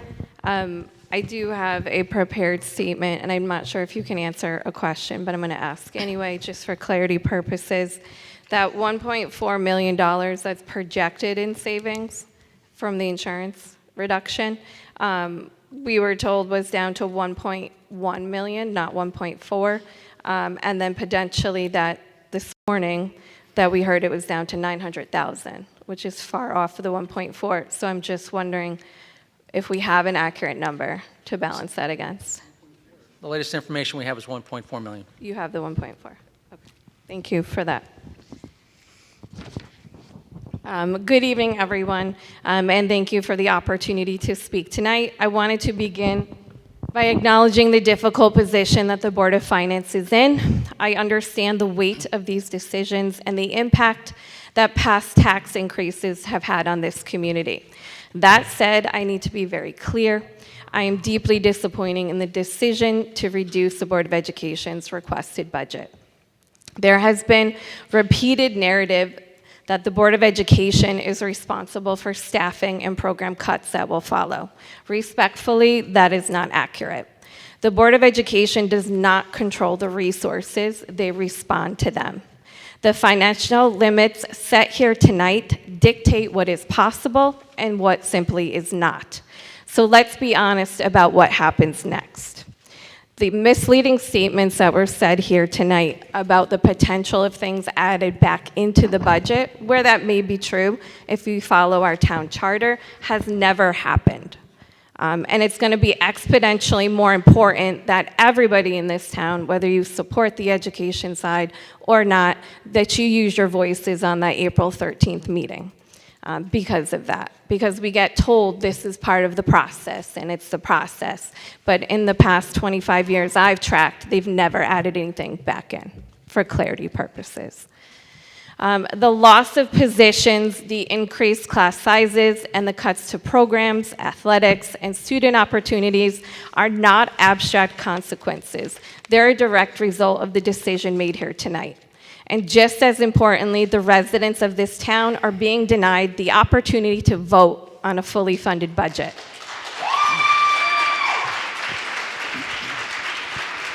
They are not being given a real choice about the level of investment in their schools, their public safety services, or their community, especially when the town side of the budget saw very minimal reductions and almost no cuts to existing programs and services.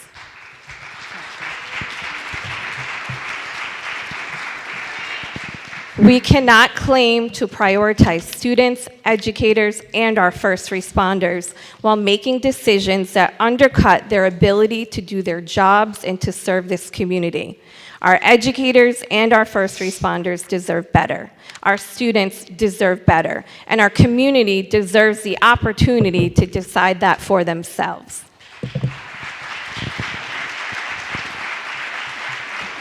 To the taxpayers and the residents tonight or watching at home, your voice is now crucial and critical. I urge you to attend the town meeting on April 13th. Come informed, ask questions, and speak during public comment. That is your final opportunity to influence this budget before it is finalized. Because at the end of the day, the impacts of this decision will not be felt in this room. They will be felt in our classrooms, in our schools, and across the community of North Haven. And those impacts will be remembered. Thank you.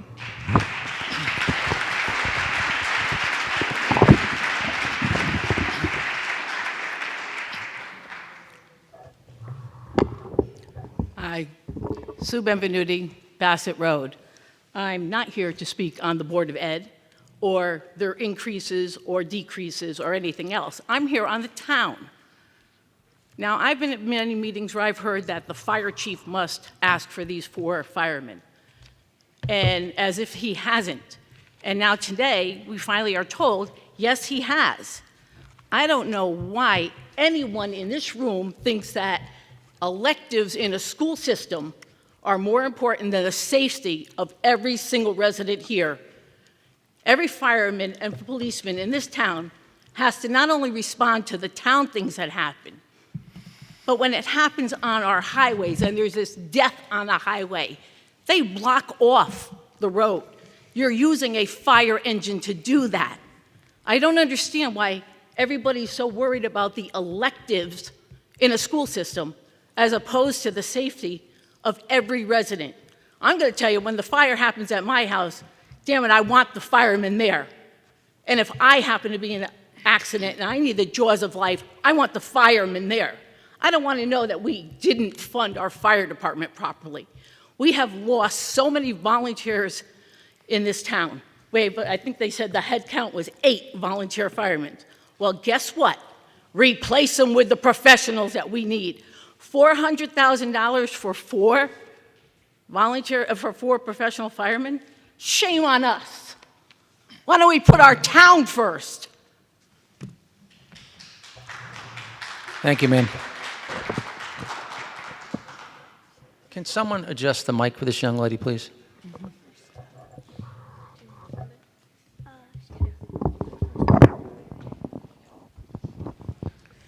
Gemma Sampson, Pine River Road. Audrey Salzano, Ferry Glen Drive.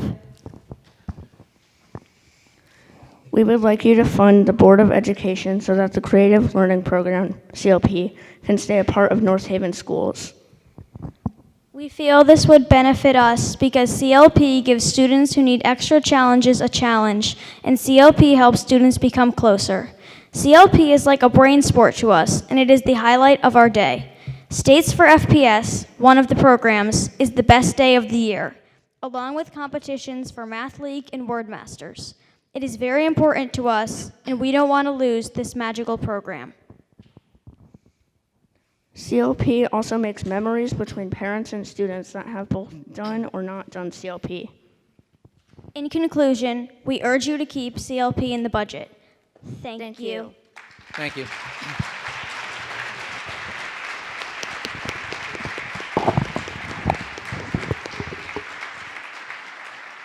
I'm sure, like I did, a lot of the members, of course, read the letters which we've gotten, of which I did say earlier were numerous, but especially within the last couple of days, we had a lot of letters in support of the Creative Learning Program.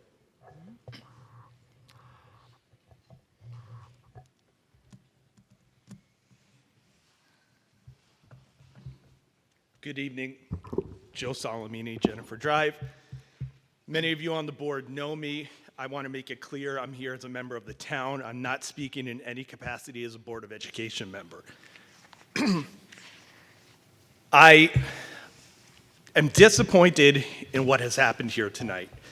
I feel as though the decision was made by everyone on this board before you came into this room, and you put on a nice show, and you put on a nice presentation for everybody, but there was not a good faith basis for the cuts that have been made to public safety, to the fire, to the police department, when you have professionals who are coming before you and saying apparatus is needed, professionals are needed, and we're disregarding their professional judgment.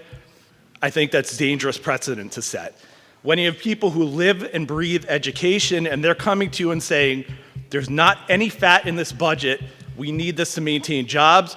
The district has done a lot of work to get recognized and to improve scores, and then we're gonna say we're discounting the advice and the information provided to us by the professionals that live and breathe education, and there are real world costs here with people losing their jobs because of the decisions that are made.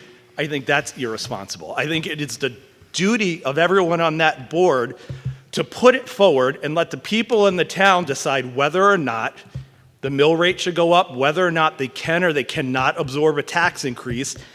And whatever happens from that vote, then people have to adjust accordingly. But I do not think, I think it was arbitrary, I think it was capricious, and I do not think that this was done properly or in good faith or that justifies anything that people in this town are now gonna have to deal with and potentially have public safety problems, public safety emergencies that are not properly dealt with, and a school system that, as we, at least in my opinion, strong school, and I don't think many people would disagree, has an impact on property value and property taxes. We're jeopardizing all the hard work that's been done over years and years over a couple of mill rate that we haven't even let people decide if they want to absorb or not. Thank you for your time.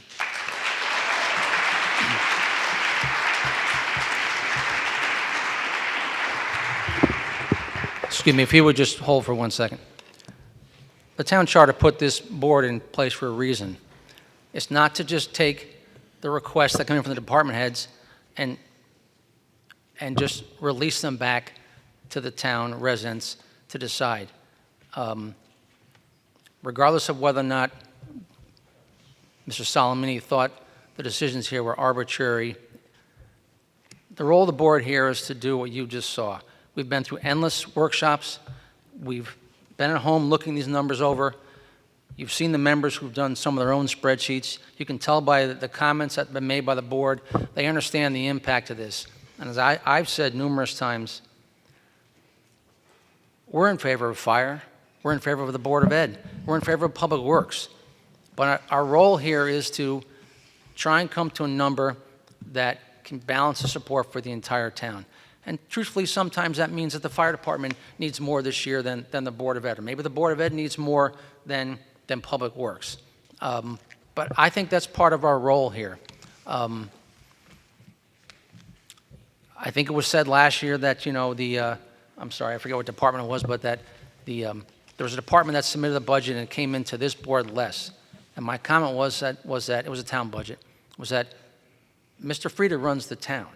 And any organization, when a department head brings you a budget, you have to get it past your boss, in this case, the first selectman of town. And you need to get it past this board. So I do think we do our job. I think the members of this board work hard at it. And I do think part of our role is to come to a meaningful number that all the residents of the town can support.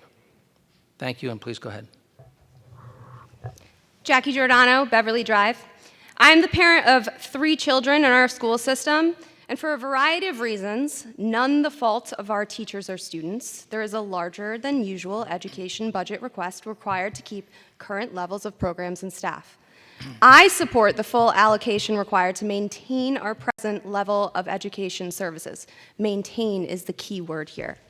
The suggested cuts to staff and programs will have a devastating effect on the quality of education for our students. Our children deserve better. Just as our community has provided for the educational needs of past generations of families, we need to provide adequate funding for today's children.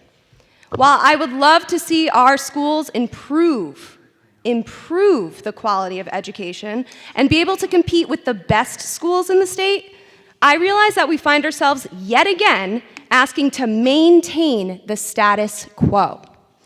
Please allow the citizens of North Haven to decide whether we want to maintain or cut our school system, especially if we don't have a choice to make it better at this time. I support restoring the 995 request to let the taxpayers decide whether or not they want to support our children and education system or not.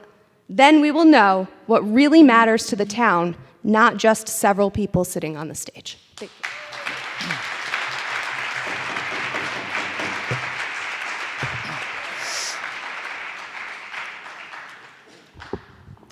Hi, my name is Orion Sampson of Pine River Road.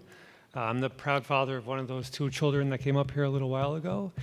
And I just wanted to voice my opinion as well that the Board of Education funding should be at the full ask because it's an investment in our future and it helps maintain our town and the future draw of future residents and the success of our education system and children.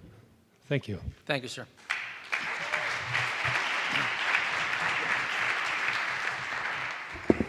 Good evening. My name is Peter Criscola. I live at 54 Fieldstone Court. Gentlemen, ladies, I have a quick presentation. It won't take long. But I heard the word contingent.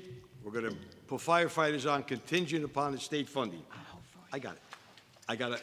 Contingent upon state funding. Okay? That's not good enough. People's lives depend on the fire department. Okay? This is a little chart that I made.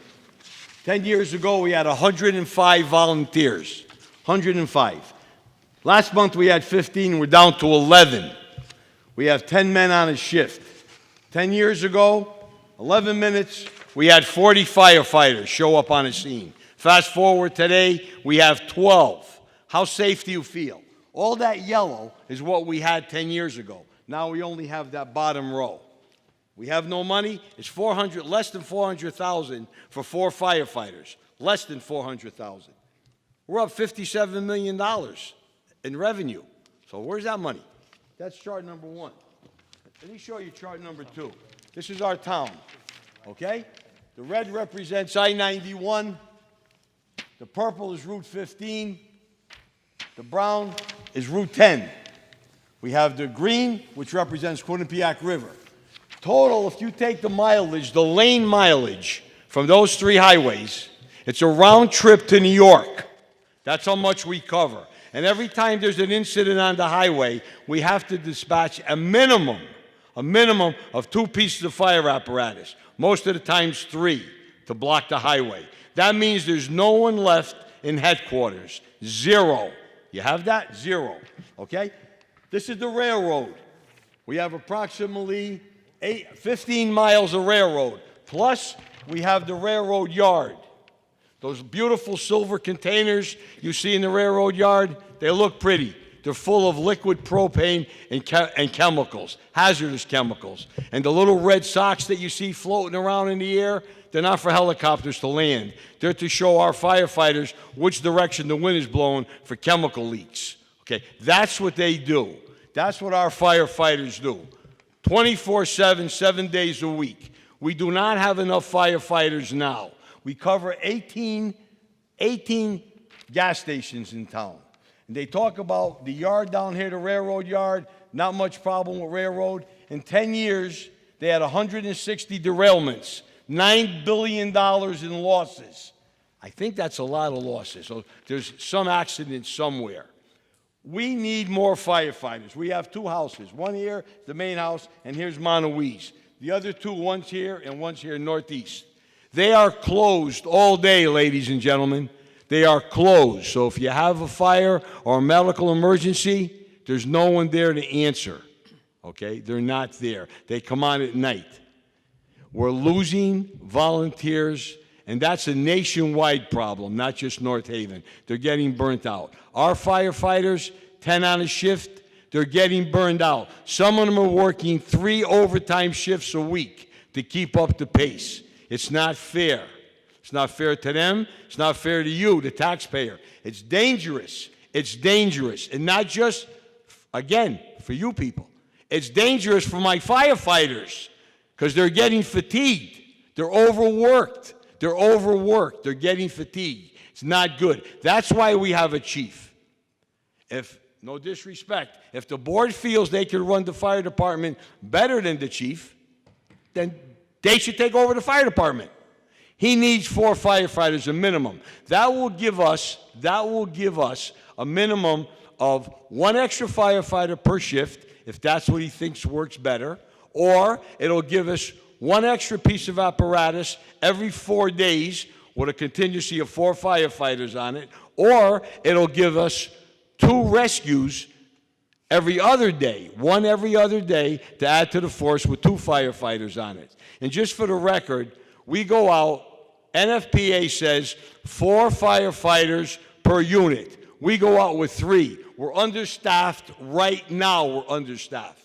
We go out with less than we're supposed to. And NFPA has a regulation, 1710, which means in 10 minutes there should be 17 firefighters responding. We don't have that. We have 10. So we're behind. Everywhere you look nationally, we are behind.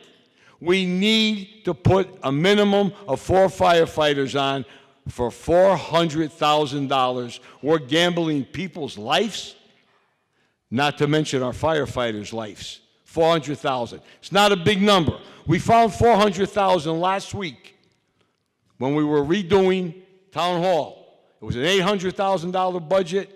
There was a few things left out. Now it's $1.2 million. You found $400,000 to rebuild a building.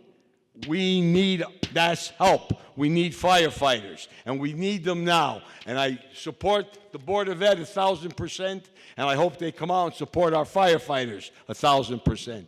Thank you very much.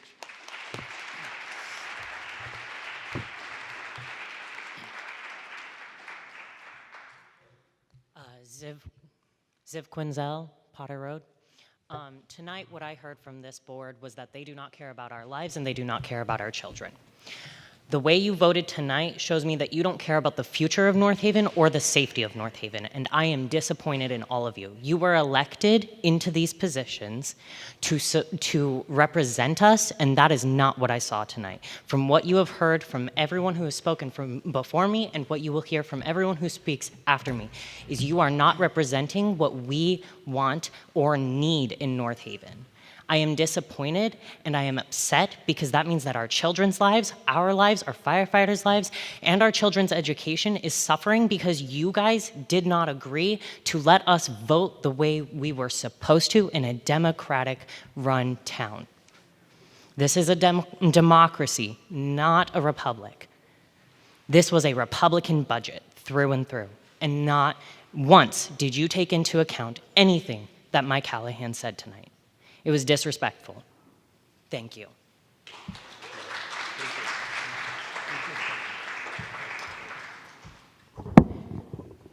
Alex Johnson, Fallon Drive. I have some questions. Mr. Frida, what form of town government do we have? It's a town meeting form of government. Who holds the power in that form of government? Say again? Who holds the power in that form of government? Through a referendum, the people. Thank you. So the people decide, even though Mr. Boardman Tim said that you were the boss and that you, the board, made that decision, yet you have, Mr. Frieda, constantly been proud that we still have not a council mayor form of government, but a town hall form of government. We, the people, are the ones that are in charge. Other question. How much money would it save us if we cut all concerts off the green? $65,000. How much money would it save us if we cut all leaf pickup? $500,000. How much money would it save us if we cut all trash pickup, including the new trash cans we just bonded for? We didn't bond for trash cans. Okay, but the new Well, hold on. You're mistaken about that. Okay, That apologies. did not pass. And Okay. And there's no movement to restore that. Okay, apologies. But if we required residents to pay for their own trash pickup, how much would that save in this budget? So you have to understand, Alex, that the mill rate already includes trash being picked up. So what you're proposing here is an additional tax to have the people pick up trash? Is that I'm what not you're saying an additional tax. I'm saying that we cut services. I am saying that as much as I don't want that, if we continue to attack fire and we continue to attack education and to continue to act like there are not places to cut that would save 14 teacher positions, which I would like to comment on the fact on who's going to pay the taxes if they don't have their jobs. There are places to cut. We keep telling you what we want. We keep telling you that you represent us, and you're not listening. And on top of the fact, I have Mom, forgive me for giving away your age, a 74-year-old father and a 75-year-old mother who I want to move away from this town because I'm afraid they're going to burn if I move away and no longer live with them. I would like my own life. I don't want to live with my parents forever. But I also don't want to have to worry about having to live with them to make sure that I'm the one that pulls them out in case of a fire.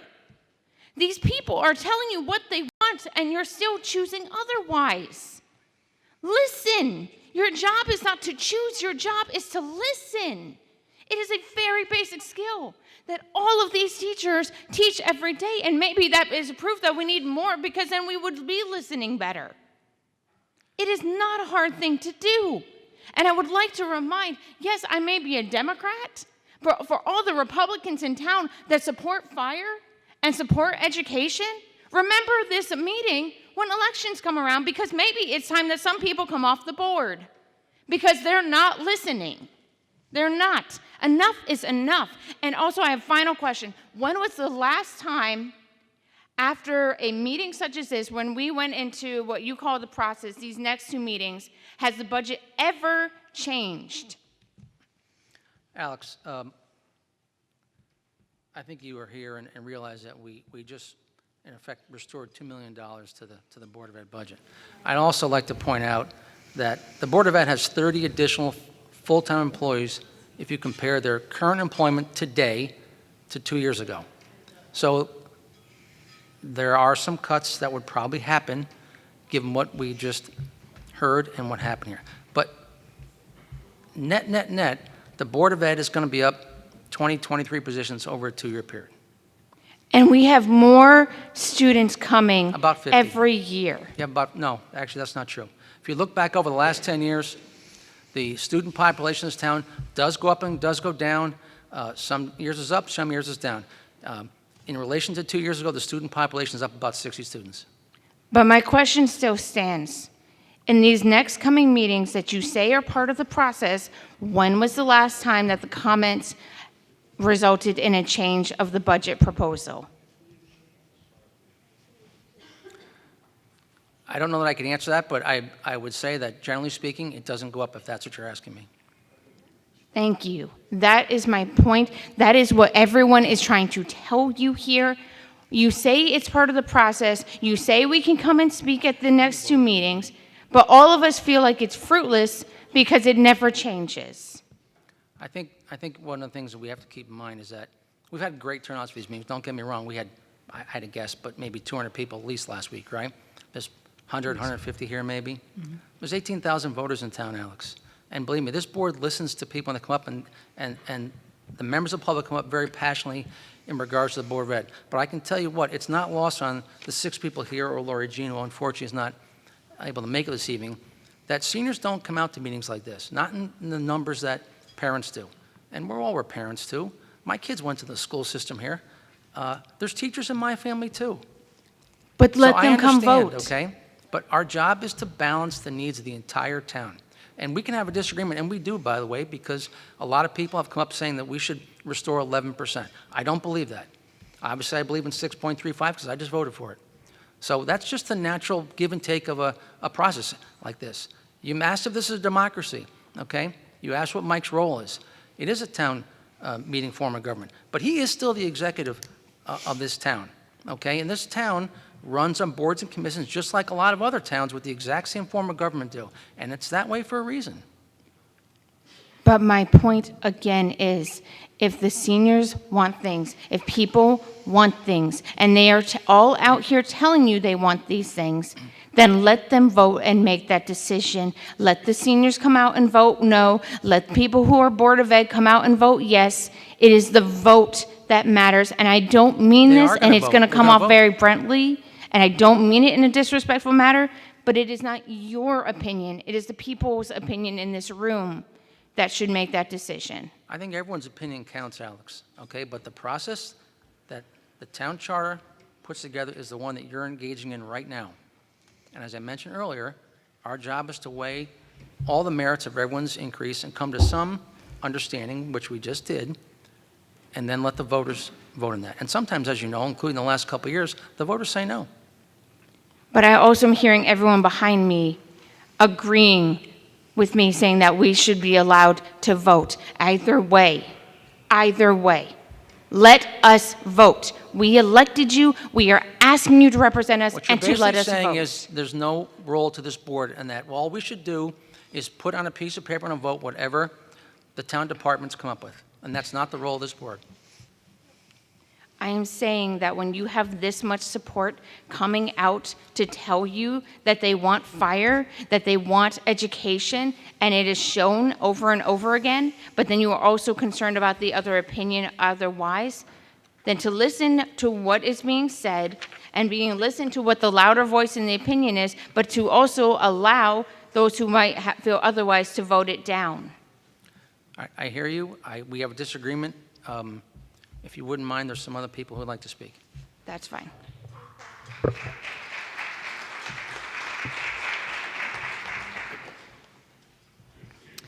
Mary White, Summer Lane. What does the $145,418,395, what does that translate for a mill rate increase recommendation? Just give us 1 second, please, Mary. It's got to be more than 145, right? No. 1.93. Increase. 1.93? Yes.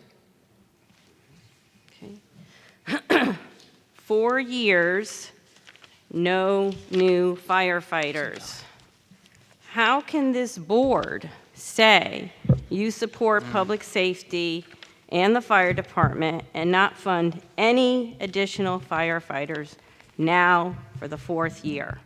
How can you say you support the fire department and a SAFER grant, but not put 4 firefighters in the employment table contingent on getting a SAFER grant? The chief has stated that the chief cannot apply for a SAFER grant without those 4 firefighters in the employment table. Therefore, the chief's hands are tied, and the chief cannot apply for the SAFER grant. So why were the 4 firefighters not put in the employment table contingent on a SAFER grant?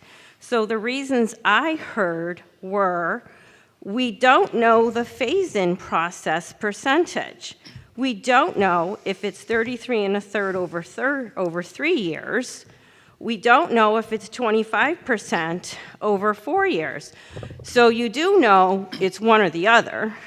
You don't know the cost. Well, you removed $355,292 for 4 new firefighters. So you do know the cost. Let's see. Okay, what else? We were told, well, we need letters from the community to show the people in DC that we support the SAFER grant and 4 new firefighters. I am sure if we asked the people in this room and the people in the community who most have said we support public safety and we support the fire department, if you ask them to write letters or send emails, I am sure they would do that, right?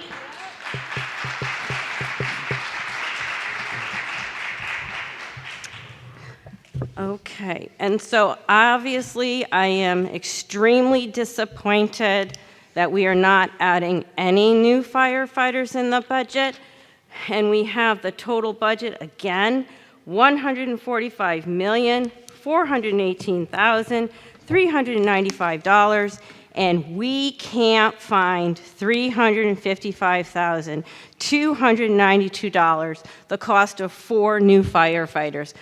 I don't know, something doesn't seem right to me, because I think, above all, public safety matters most.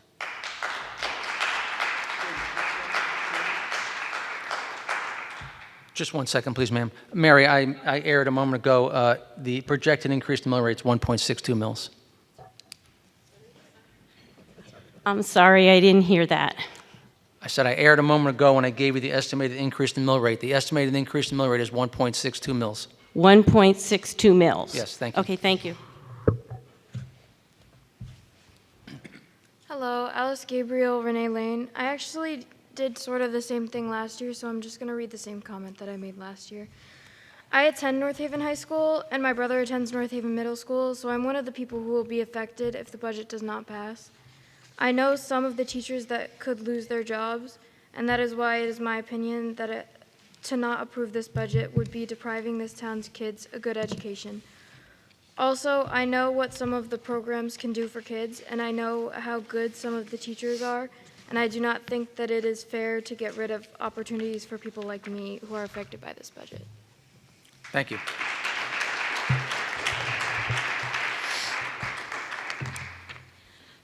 Amanda Gabriel, Renee Lane. It's not a public meeting without multiple Gabriel comments, I guess. So I just wanted to talk about a couple things. Mr. Daheney, do you know of the positions that were added on the Board of Education side? Do you know what those people do? Outside of the letter, no, I don't know what they do. Largely special education. And do you know what happens when we hire special education teachers in district as opposed to outsourcing? No. We save a lot of money, by bringing things in-house. Things like our RISE program at Clintonville. COVID funds have been discussed ad nauseum up here at times, and I would like to note that most of those funds were also spent on special education teachers who end up a net savings to the taxpayer. It's a better experience for our kiddos who get to stay in district too. It truly is the definition of a win-win. It's not the entirety of the funds, but it's a good chunk of them, and it was a good decision for the town and for our schools. Also, I'd like to just talk a little bit about, leaf pickup, bulk pickup, and concerts on the green were spoken about as like nice to have things on the town side. I enjoy them as a resident here. I like having them, but they are technically nice to haves. And when we're cutting the jobs and the livelihoods of folks on the Board of Education side, it hurts a little bit to see that wasn't even discussed. And let's talk about the last several years of increases on the town government side, because of the last 10 years, 6 or 7 of them have been over 5%, depending on if you're using including capital and contingency or not including capital and contingency. The average for the town over the last 10 years, not including this year, is 5.34% increases. The average for the Board of Education is 3.39. The town has outpaced inflation over a 10-year period by 13%.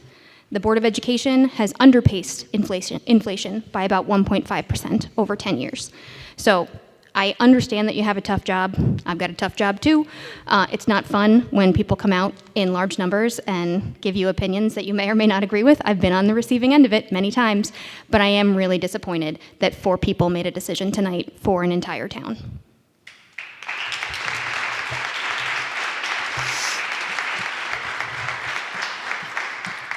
Excuse me, just 1 minute, please, ma'am.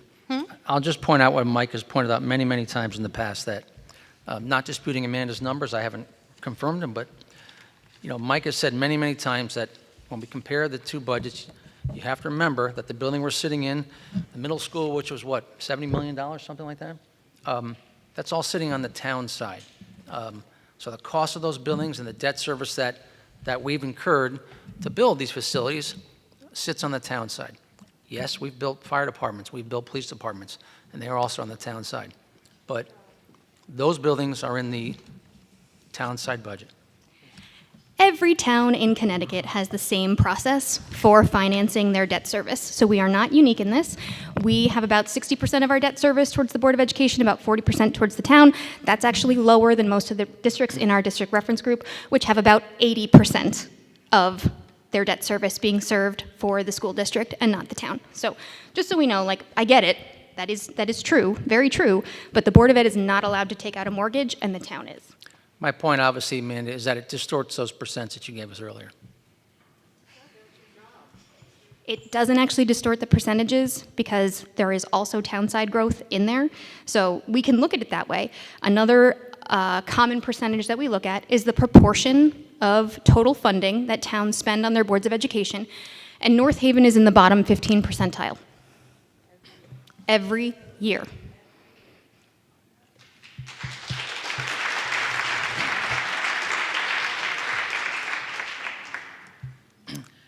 Genevieve Cabrera, George Street. I'm up here tonight, not as a Board of Education member, but as a parent and a tax-paying member of this community. I just want to express my disappointment to those with the recommendation to further cut the Board of Education budget tonight before the entire community has had a meaningful opportunity to weigh in. People came out here now for the second time and are feeling ignored by their elected officials.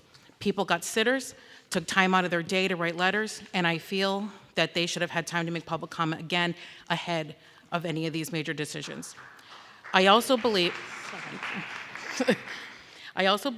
that decisions of this magnitude should not be made in advance of a referendum vote, nor should such significant reductions be proposed without first engaging the full community. It has been suggested that these cuts already reflect what the community wants, but how could we confidently make that claim without giving all residents the opportunity to vote on it? A budget of this importance deserves transparency, thoughtful discussion, and most importantly, input from the entire community, especially since a cut to this degree will result in such large job loss. The fair and appropriate course of action is to send the Board of Education budget forward as originally proposed by the Board of Ed and allow the community, through a town-wide vote, to determine whether it reflects their priorities or not. We owe it to all our taxpayers to ensure that their voices are heard before these decisions are made, and tonight we were dismissed and ignored by the majority of this board. As Krista said earlier, though it is possible to change this decision after today's meeting, it has never happened, or at least not in our memory. I hope that this is the first year it does.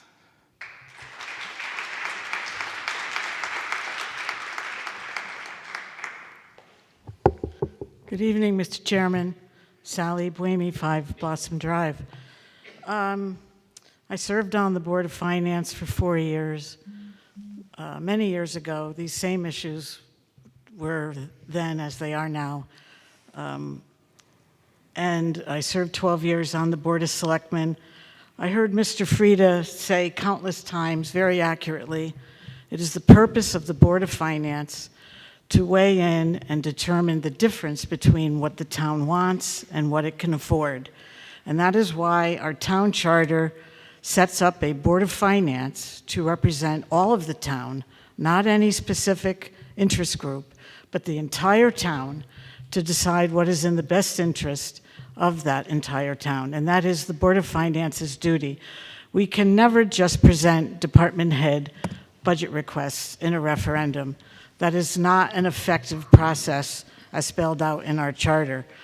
I believe that the 5.3 million or 5.2 million additional money for the Board of Ed, 5.2 million? I don't want to talk percentages, I want to talk dollars. It's 5.2? 4 point, what is the amount? 4.3. 4.2. 4.3. 4.2 is a fair and reasonable additional increase. I would like to speak on behalf of senior citizens, of which I am one, that 4 significant tax increases in a row is too much for the senior citizens and others, on disabled people on fixed incomes, to endure.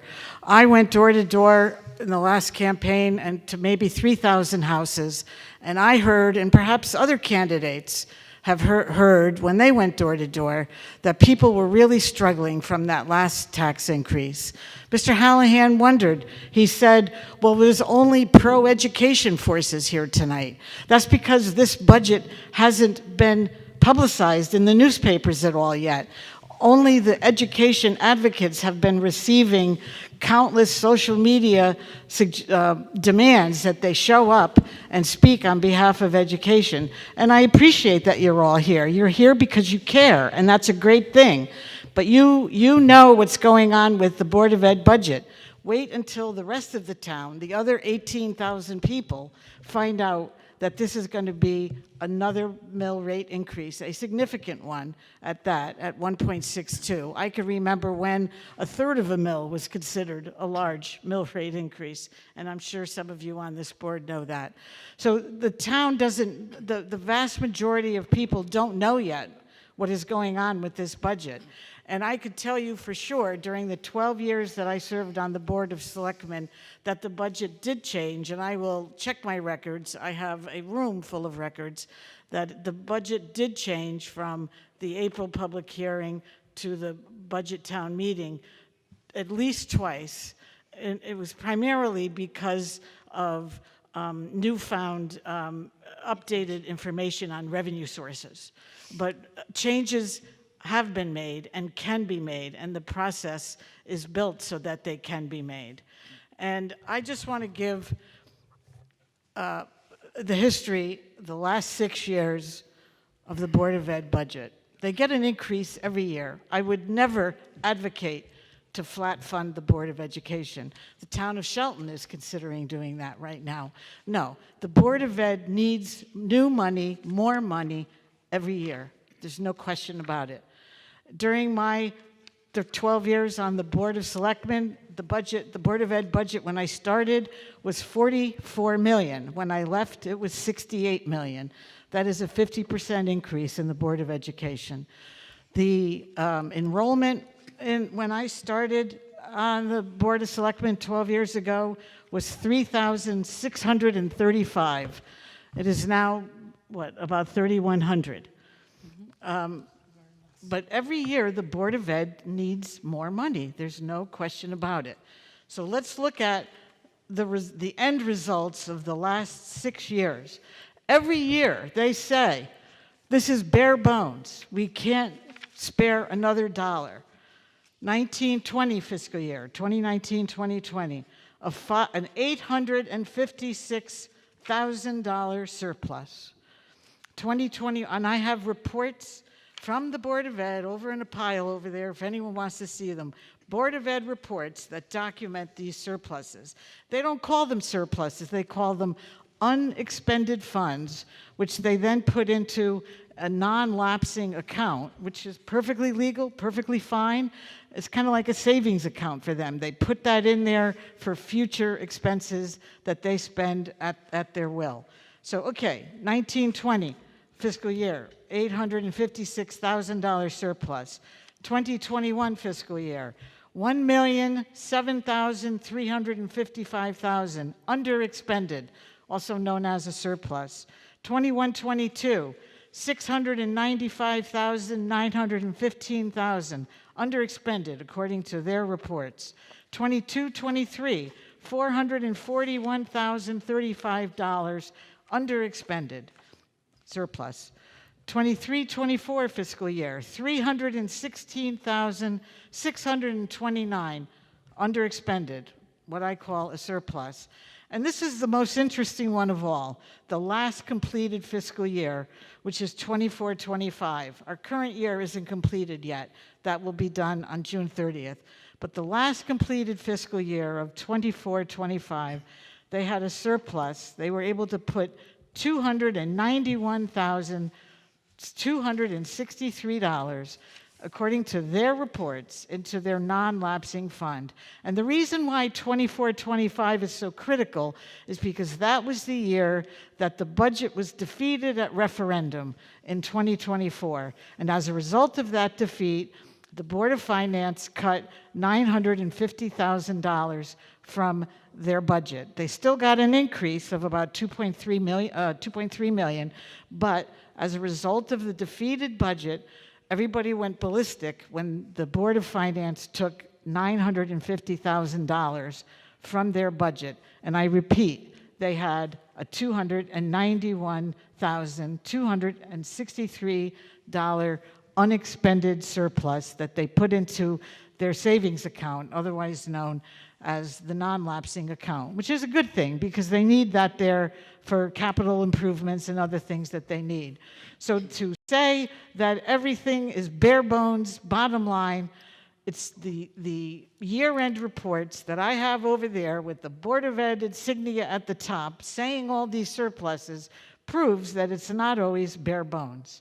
And a gentleman earlier said that it was arbitrary and capricious for the cuts that the Board of Finance made.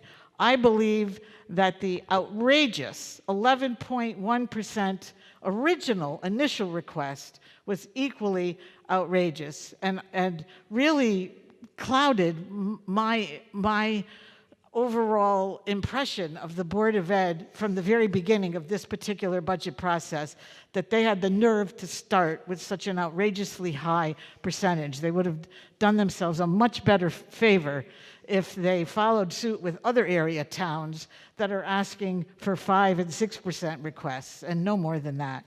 So talk about arbitrary and capricious. That 11.1 was equally arbitrary and capricious. On behalf of senior citizens, I'm going to be 70 years old this year. I am not in support of this budget. It is the fourth significant increase in a row. We need to find further cuts. Thank you very much. All right, thank you, Sally.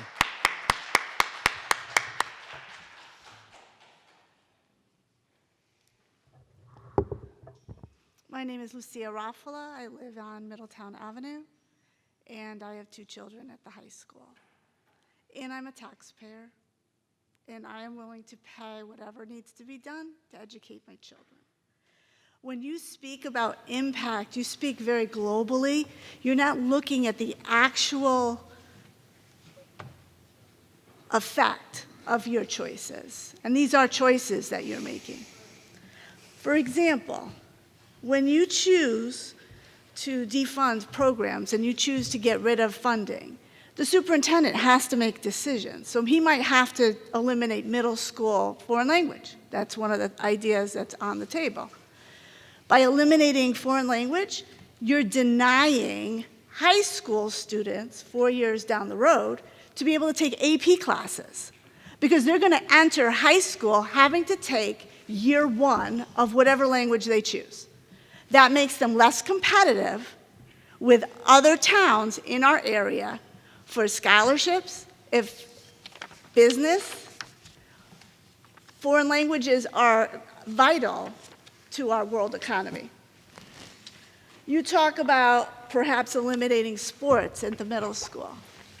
At the middle school, sports encourage our students to develop collaboration skills, communication skills, physical skills.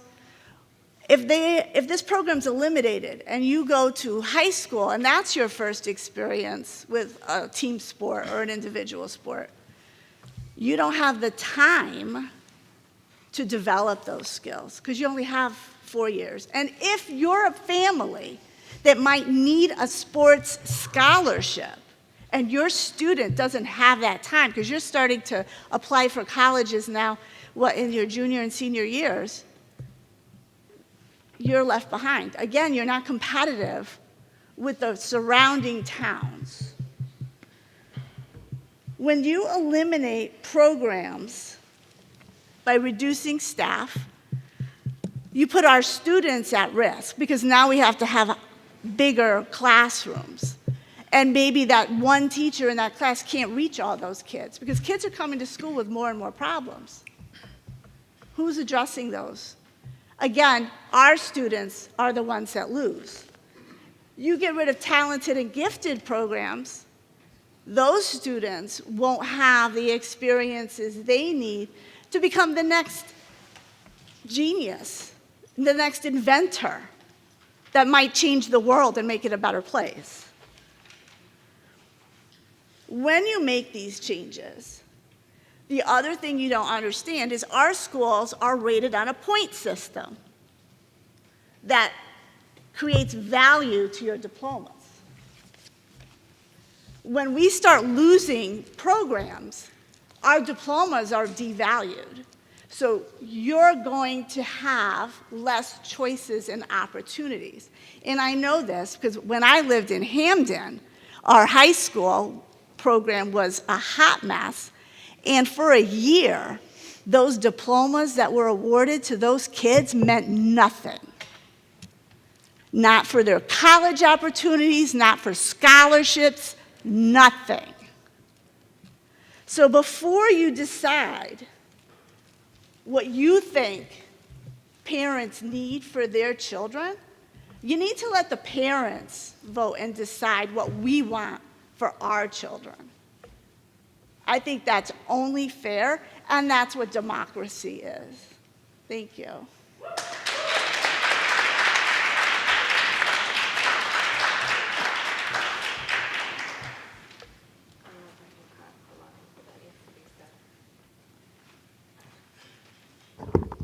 Hi, Dan O'Brien. I usually am very careful to just talk as town resident and proud father of a North Haven High School graduate, but I'm going to talk as a meeting attendee and as a town resident and as a high school teacher and as a father and so forth.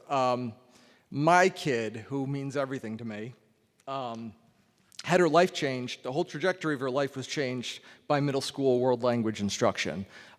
She's working towards being a world language teacher herself. If she hadn't had the experience, if she hadn't had the experience she had in 7th and 8th grade Spanish, she wouldn't be where she is. I'd like to thank the students who came up and spoke. They're talking about their present and they're talking about their future. I can speak to you as a father that the whole life my child, who is now an adult growing into adulthood, has experienced was shaped by being inspired by a profoundly gifted 7th and 8th grade world language teacher.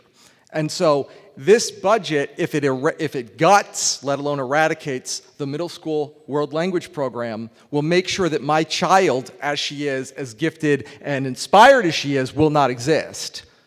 To take a moment to be an English teacher for a second, really quickly, a guy named Thomas Gray wrote a very famous poem called Elegy in a Country Churchyard. And there's one kind of blockbuster line that says that some mute, inglorious Milton here may rest. And Milton, of course, was a very great poet of the 17th century. What that line is talking about is unrealized potential. We never realize unrealized potential. Donald Rumsfeld calls them unknown unknowns, as everybody knows from previous wars. We are making a choice that my child can't exist. There will be students who will miss opportunities to be educated. And as was very ably said by the previous speaker, when they don't get into languages earlier, they will, not only are you cutting out the floor of their experience, but you're cutting the ceiling. My child was qualified to take the UConn course in her 12th grade class. That also would not be possible based on the way that we're cutting world language or other programs to cut jobs. I don't know how many jobs now with the fiddling of the numbers is going to be different, but I can only imagine the first thing I'm thinking of at the last Board of Finance meeting is tonight is shuttered classrooms. How many classrooms simply will there not be teachers to occupy them, let alone the programs like Gifted and Talented, CLP, World Language, and so forth, that will not become part of a child's experience, part of their inspiration, part of what they do every day that turns them on, not only within that subject, but across the subjects. A little more math understanding makes you better at science.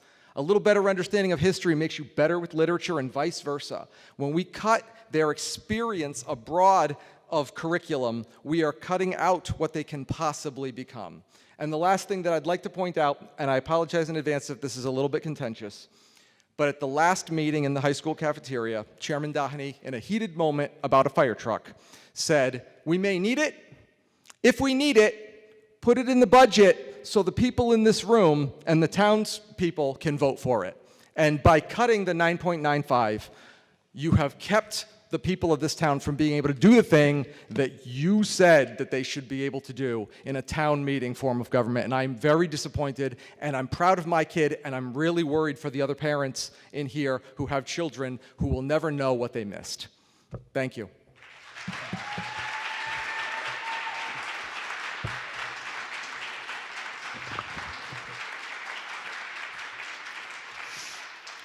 Mr. O'Brien, I just want to point out you misinterpreted my comment from last week.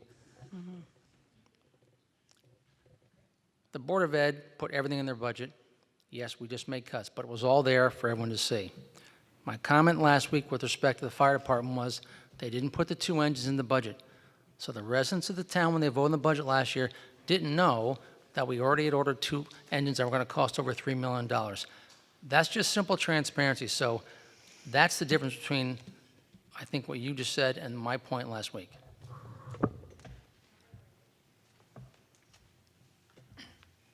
Hello, James Salzano, Ferry Glen Drive, father of the other daughter that spoke. My wife wrote a letter about the Creative Learning Program and what it meant to us when we were in school, so I'm going to leave that alone and let the letter speak for itself. I have a math question. I've been trying frantically to follow along with the numbers. I learned that from my mom, not creative learning.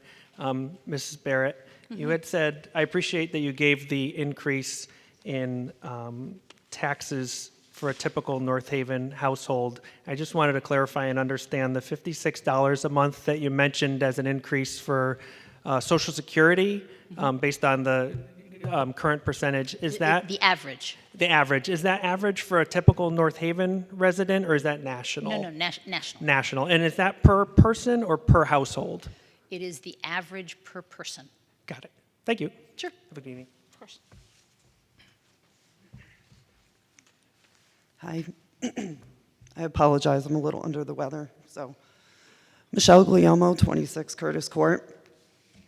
And I want to say that I'm here as a resident and a parent tonight, not as a Board of Ed member. I don't speak for the Board of Ed. I first want to address a couple things that I've heard while I've been listening to public comment. One of them is about the 11.14% ask from the Board of Ed.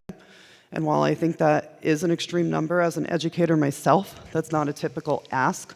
But I'd like to point out that our original budget through our workshops was 5.89%.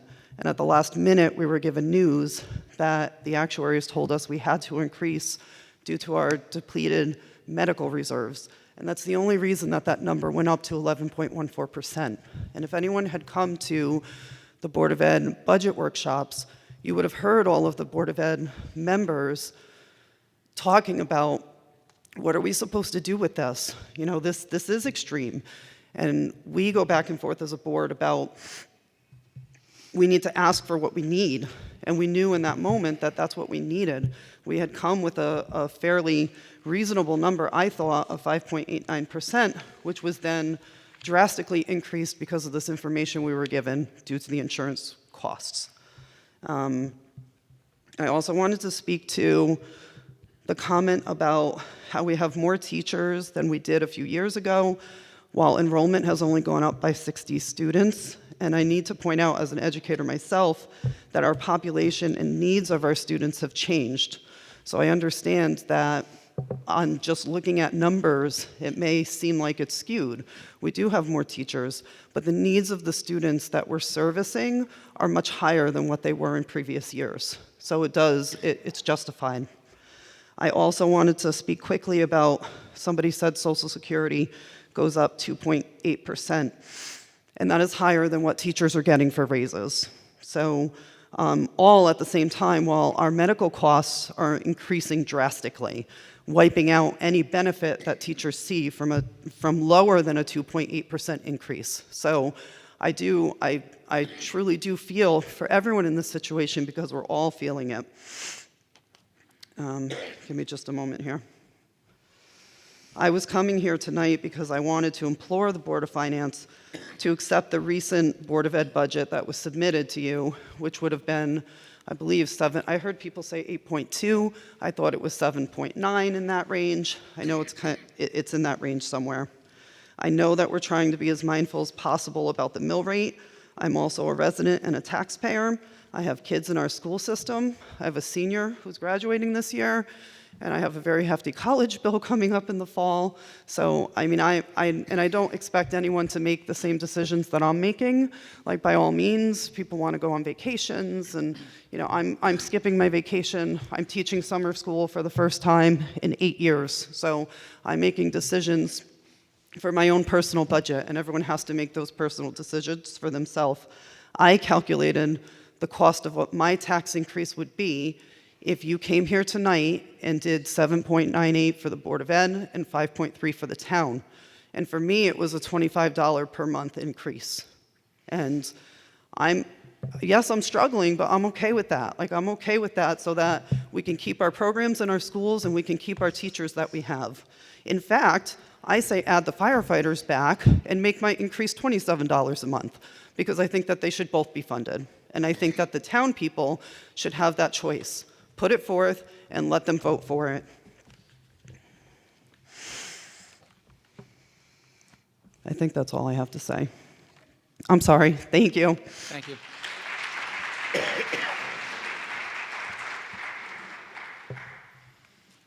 James Detweiler, 1 Hemingway Road. Thank you. Tonight we've heard strong opinions on both sides of the aisle tonight. And I serve not only as the pastor of Hope Church, but also as the chaplain for our North Haven Fire Department.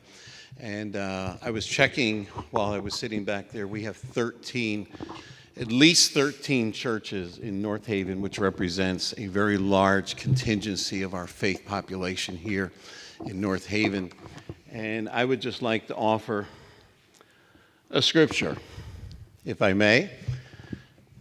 The Apostle Paul urged his listeners, first of all, and I would challenge our community between now and April 13th with the words of the Apostle Paul that says, first of all, I urge you that petitions, prayers, intercession, and thanksgiving be made for all people, especially for those in authority, that we may lead peaceable and quiet lives in all godliness and holiness.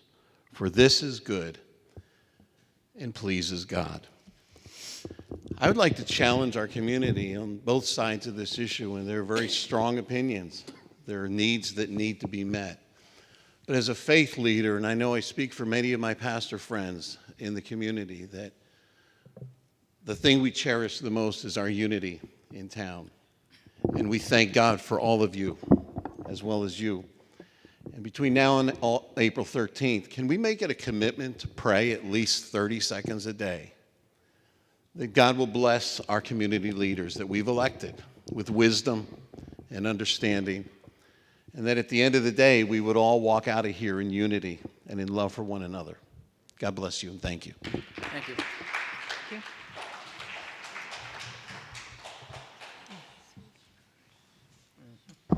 Hello, Sue Benvenuti again. First of all, on that Social Security, your 2.8% increase, and then the increase went up in their Medicare B, which is their majority of their medical. So that went up another $17. So they got $40 out of that increase, okay? But the average Social Security check is between $1,500 and $2,000 a year. And if they're paying the taxes that I'm paying at $9,000 a year from last year's major increase, that doesn't leave them a hell of a lot of money to do stuff. I have now been talking to various seniors at the senior center, people who can't afford their food. They're getting it from family members that are bringing it to them. It's terrible. And the people here who mentioned possibly stopping regular trash pickup, well, I used to live in Guilford, and my parents were paying quite a bit a month for it. So instead of me paying a town $100 a month, I'm going to pay a trash service to come pick up my trash $100 a month. And instead of having the leaf pickup at the street, unfortunately, I can't physically get my leaves from my yard to the street, so I must pay somebody. I pay the man $450 a year. It's a sin, but I pay it. No, I'm not on Social Security. I have a very good pension. Unfortunately, I pay full on everything. Fully for my medical, fully for my taxes, fully for my oil. But you know what? That's what I have. Unfortunately, I've had to live with physical disabilities from me getting that pension. And the other thing was to stop the concerts. Really? Go down there and you see how many families are there, how many seniors are there. Your senior citizens have been paying year after year for taxes. Just my own taxes have gone up since I retired, have gone up over $4,500 a year. And I've only been retired for 6 years. I think it's bad, but you know what? It's what I'm doing right now. But before you start cutting what's left, what would be left for a senior to be paying taxes on? To have my roads plowed? That's why you're going to leave us. Take away bulk pickup. Take away trash pickup. Take away leaf pickup. Take away concerts. What do I have left? Okay, it's not all about you. It's not all about your kids. The seniors in this town are hurting. They really, really are. Okay, I just think everybody should get the whole picture, and I appreciate that you listened to us. The only thing that I had to say was somebody else's, because it wasn't just Board of Ed people that were at the high school. I went there, I spoke. There were 3 other people that came up after me that spoke on the senior citizens. Please listen to them. The majority of them don't drive at night. They get, so I mean, somebody's got to come to the senior center and talk to them and tell them what's going on. No, I didn't know about this letter to the safety to get money here for the town, for the fire department. I didn't know about that. But if it was in the paper, I'd know. Or if it was a bulletin to the senior center, I'd know. If the budget issues were a bulletin to the senior center, we'd know. They're not in the know. Some of them watch it on TV because many of them come up to me and say, next time say this, next time say that. I say to them, you say something. But please stop ditzing our seniors. One day, if you're very fortunate, you get to be one.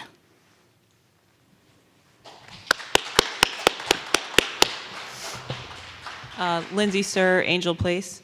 I just have a clarifying question for Mike Frieda. Last meeting, you talked about the education cost-sharing formula, and I know that's sort of gotten momentum at the legislature, so I didn't know what that would do for our budget if that came through.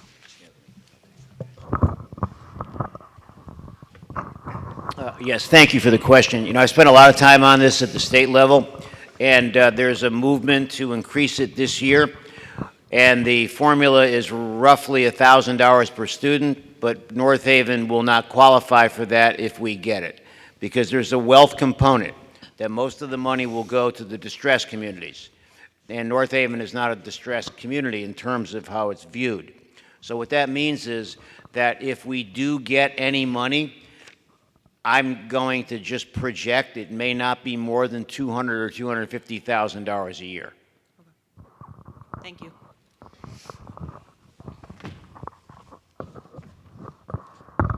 Good evening again, Peter Criscola, 54 Fieldstone Court.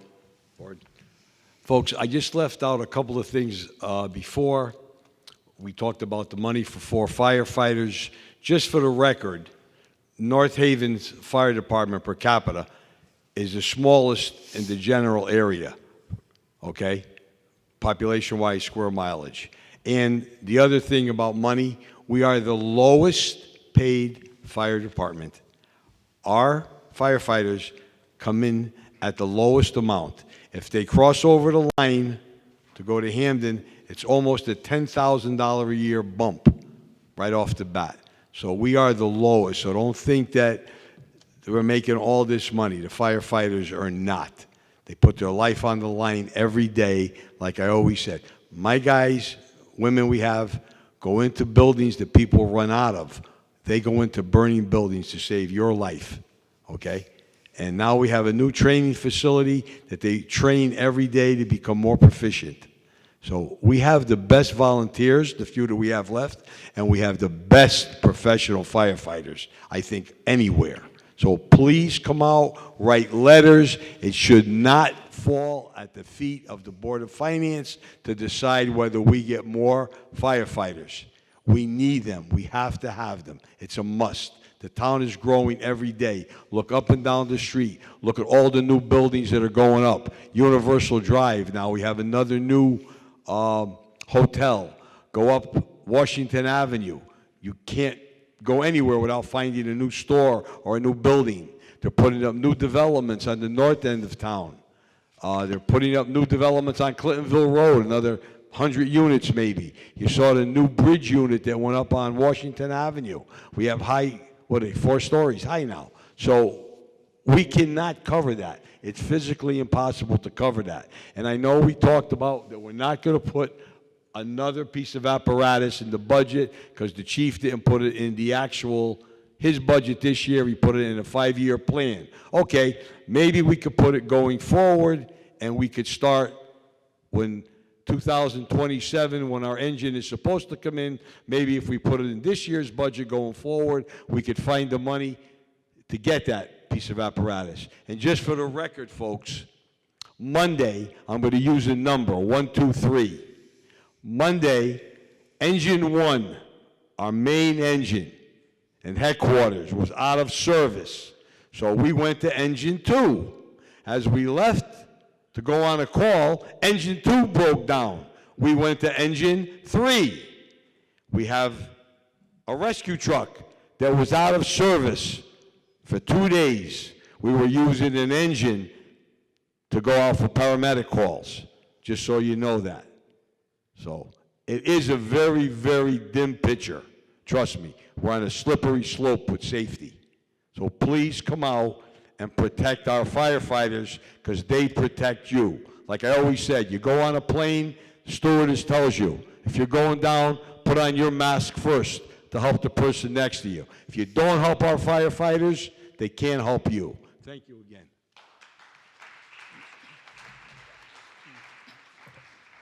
All right, thank you, everyone.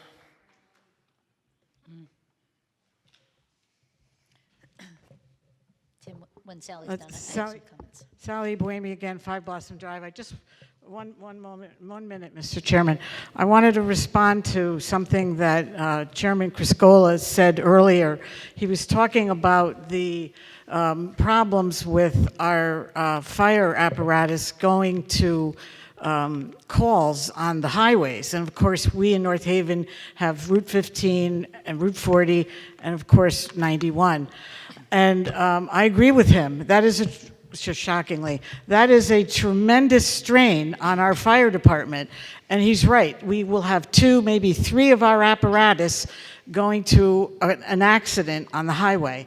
And they're there for hours because it just takes that long. When there's a snowstorm, we have State Department of Transportation plows 91. When there's a car accident, Connecticut State Police go to the accident scene. State Transportation does all the mowing.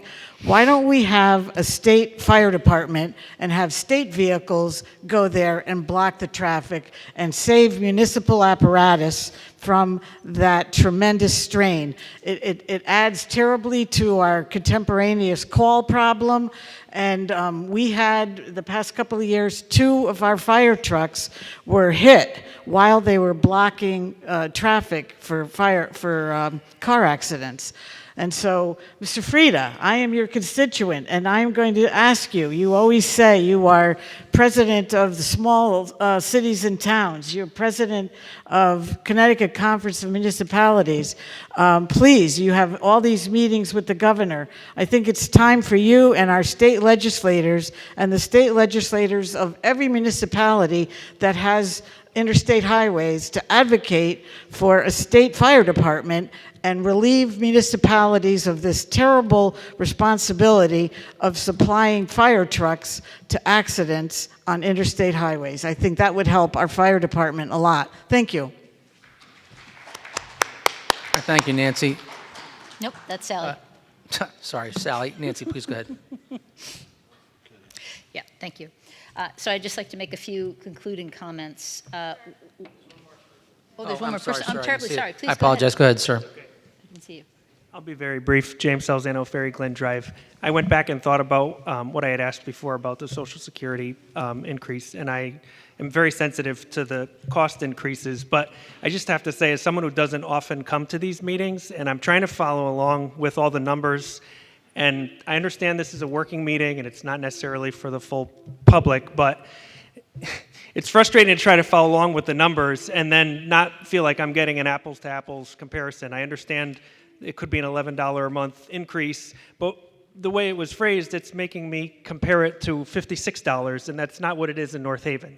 I still understand it will be a burden for our senior citizens, but just as someone who doesn't come that often, I would just urge the board in the future to please try to be as clear as you can with those types of Sir, figures. that's generally covered during the meeting in 2 weeks, and Mike generally does give those numbers. I understand that, but I just feel like once I see patterns of presentation of data, that type of presentation usually continues. That's from my professional experience. Thank you. Have a good night.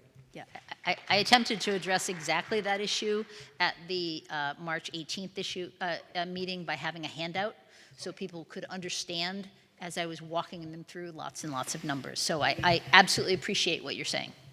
That's fine. And that was in Connecticut dollars then, not national dollars on that handout? It would have been in North Haven dollars, not the national figures?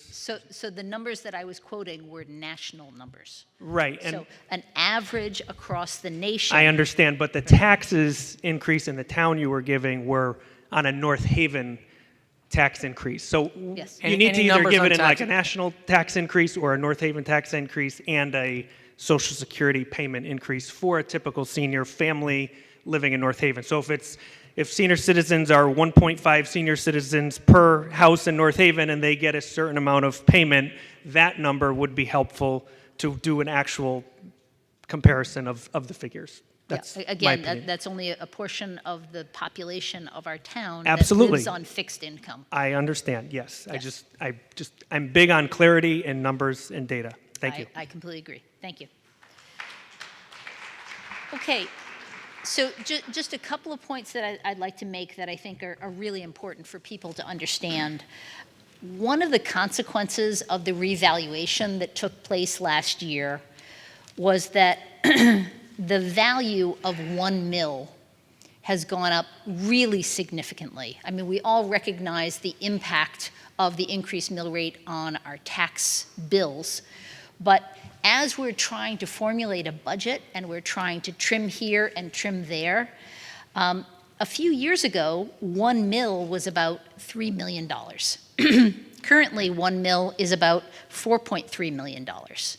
So when we're trying to make these reductions to a point that is actually tolerable to people who are living on fixed incomes, it becomes more and more difficult as a result of the revaluation process.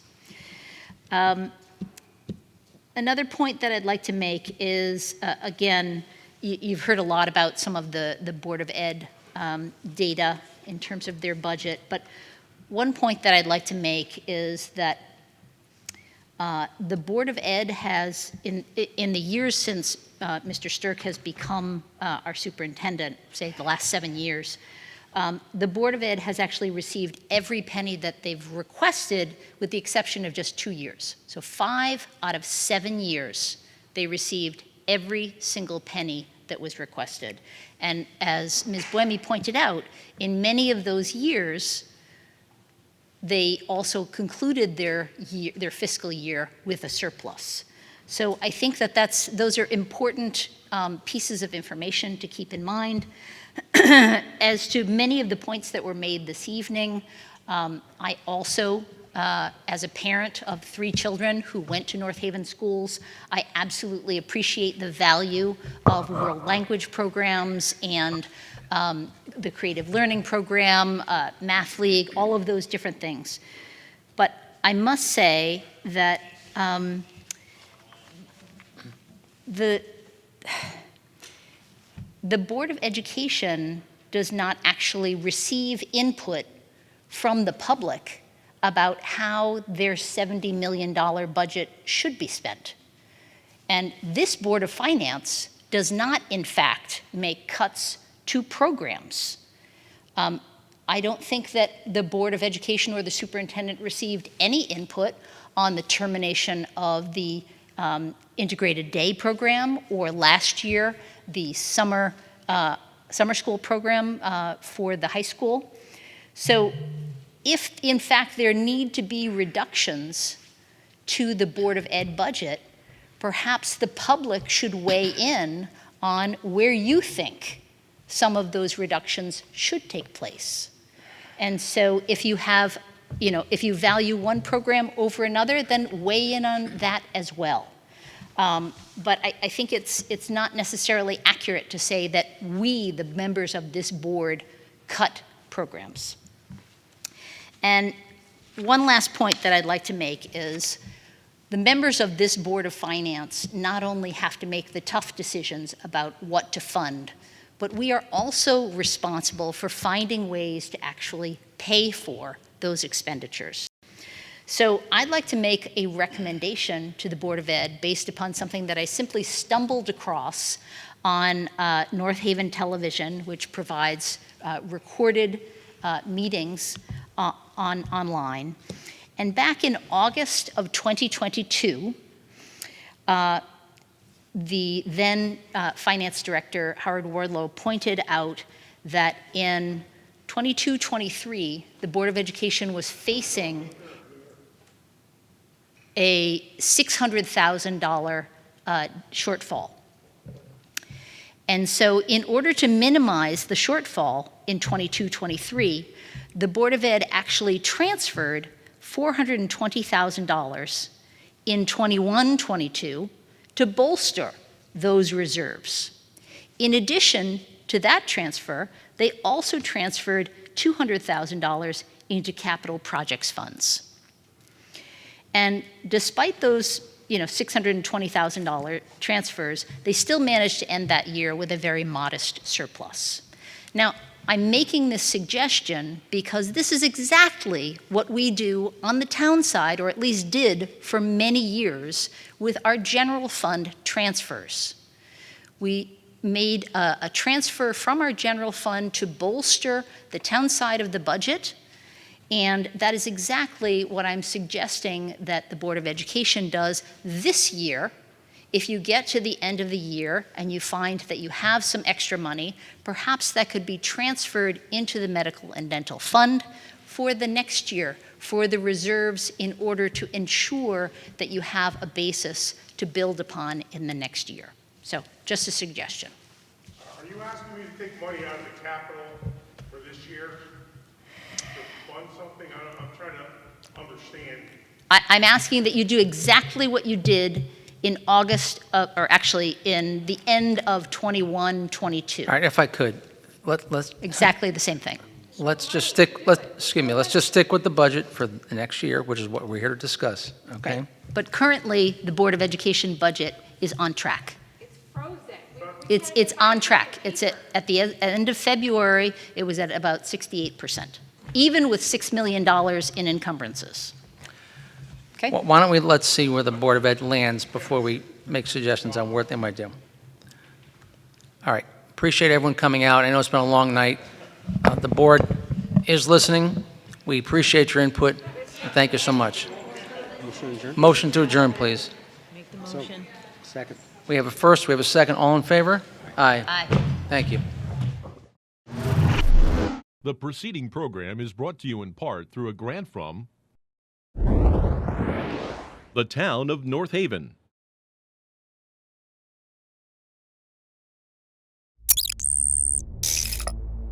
Watch town meetings or other videos on demand at nhtv.com.